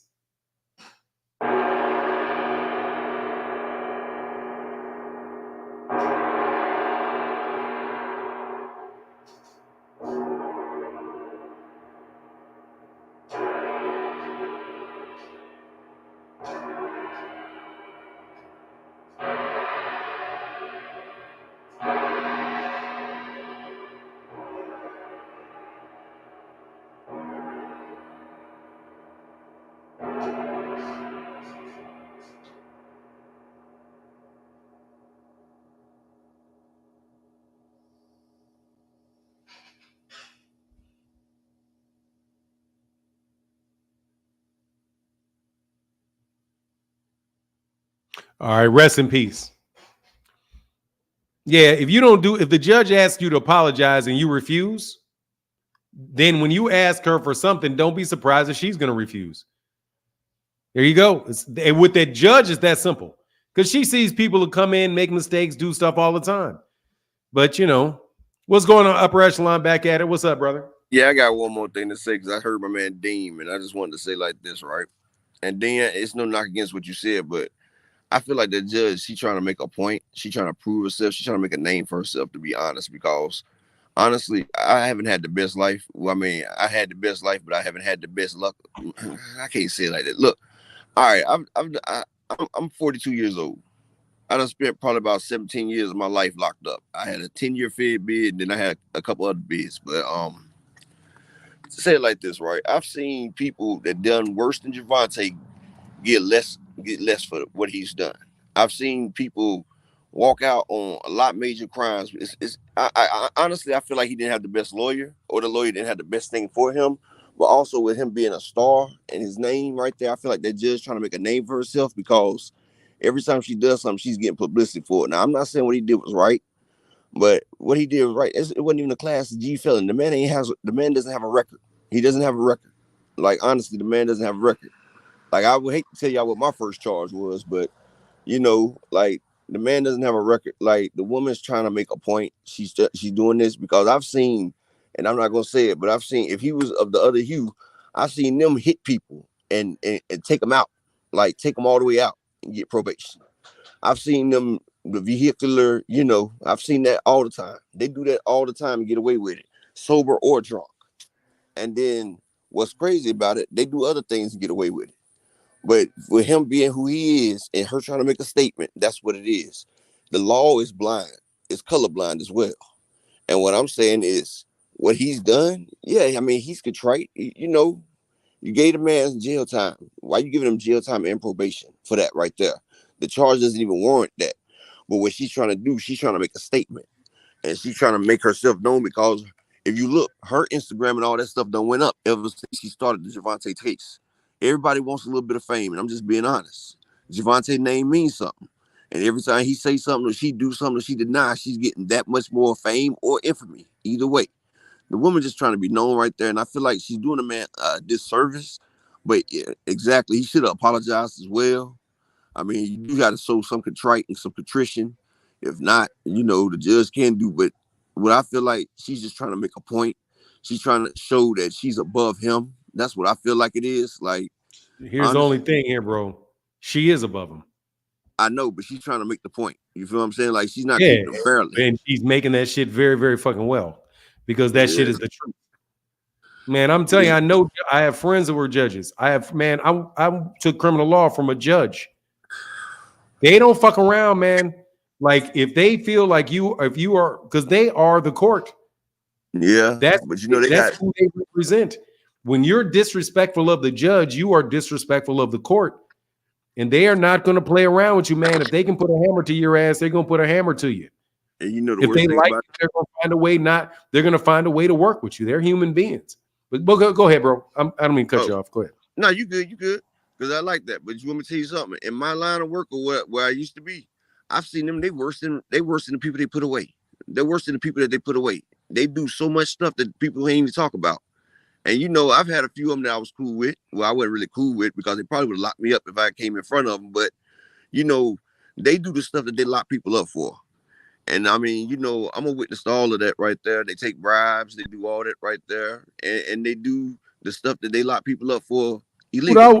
I'll one up you. A judge will kill you. Yeah. They will a judge will say, okay, death. Yeah. A judge will say death. A general will bomb your shit. Oh, where are we dropping that bomb? On that hospital. Mm-hmm. That's why you don't play. That's why you should not play with judges. Yeah, exactly. Play with them. And the police follow what they say too. And look, you shouldn't play with them. I'm telling you, they will sit up there and they were listening to an entire jury and they will sit your ass in a box for 60 years. If it's on that rule book that they can do it, they will do it. So yep. They have no problems. They have no problems doing it to you. So anyway, but it is what it is. All right, bro. All right, peace, bless. He's just going about it the wrong way, man. You know, but peace and blessings, bro. Just don't say. He should just not say anything else. He should do his community service. He should ask for a meeting with the judge. Ask for a meeting with the judge and say, "Hey, you know, I knew it was up. Just or donate to one of her charities. Keep pushing it, but or donate to one of her charities. One of her charities that's not going to help. She could be. I wouldn't do any of that. I would just. He's already in the doghouse with her, but just don't say anything else. Don't tweet anything else about it. Don't do anything else, and let the people around you and the people that talk to the judge be like, "Yeah, man, he's really cooperating very well. You got a probation officer or somebody like that, or parole officer." Is a probation officer. You got to make sure the probation officer is putting in good notes with the judge because there's other people that talk to the judge. If you got an issue with your probation officer, or if it was parole or whatever it was, I don't know the terminology to it, and they're writing notes to the judge and asking, and other members of the state are asking for it. If you don't have if you have a good relationship with them, dude, they'll, it is what it is. But all right, bro, I'll get back. All right, bro. Peace and blessings. All right, peace, man. Get back. Yeah, man. Anyway, it's just like, look, man, for real. And as a woman too, man, she will fry your ass for sure. But you know it is. It is what it is at the end of the day. But look, man, much love to everybody in the chat. We got about 3. If there's another caller, dude, I'm glad you left, bro, because you was most definitely wrong. You guys coming up with all of this talk about Devin, man. Devin, I think y'all are really. Dean said, I'm just say we know we not treated fair, but Tank left the scene. Tank refused to apologize. Tank taking shots on Twitter. Yeah, dude, him doing the crime, he already admitted that he did the crime. That's not a problem to me because he pled guilty to it. He took responsibility for it. He's doing the things that he's needing to do. So I'm okay with that. The relationship, I'm not okay that he did it, but it is what it is. What I'm saying is, though, it's their court. You're in the court. You're in a court. That's her court. Everybody in that court, everybody works for her. The bailiffs work for her. The people sitting behind that desk work for her. All the state, she works with the state. She works with your defense attorney. She's a very, very powerful person, and you should acknowledge that she has the power that she has, recognize it, and treat her in a fashion where she and you both know what the power dynamic is, because that's what it is. It's not if she's above him, she is above him. And that's just the reality of the fact. Give me 1 second. Hey, thank you. Thank you. Hold on 1 second. Thank you, sir. Thank you, Mr. Paris. I'm going to read it real quick. Not even real quick. I'm going to read it slow because I appreciate you, brother. Hey, man. Thank you, brother. Said just a little something for that work. Oh, and get our guy, Rocco McBride, a wrench. Gotcha, brother. Much love in that super chat. Next time I see Rocco McBride, I will put a wrench up there for Rocco McBride. Thank you, brother. Thank you. Yeah. But I wanted to go through it. I didn't mind going through the thing with him because I'm working on patience, bro. Said, are you glad he left? I'm not. Because, I mean, seriously, I don't want to yell at young men anymore, even though I'm going to do it. But that shit, like, you guys are listening to all of that stuff, man, make sense of it. Because I'm hopeless. I mean, I'm not hopeless. I just hope that we can practice more organized thinking. Netflix, yeah. Errol, Spence, and Terence Crawford fight could be on Netflix. Yes, I didn't get to talk about that at all. I'll talk about it more tomorrow, though. But look, with that, I'm out. But yeah, DAZN, I mean, according to sources, the WBC, the PBC has already got their deal done with Amazon Prime, and they're working on a second deal with Netflix. So the Gervonta Davis and Errol Spence and Terence Crawford fights can wind up on Netflix. Dude, that's dope. I don't think Netflix has a pay-per-view option to it, though. But, man, if Netflix is willing to put some money on these fights, man, please, Netflix, put some money on them fights, bro. All right, brother, get back. Shout out to my guys at the Parlor of East Wheaton. You shall see this shirt on a regular basis. If I can get one in red, then we really rolling. But all right, bro, we'll get back. Yes, sir. That's my understanding. All right. Peace.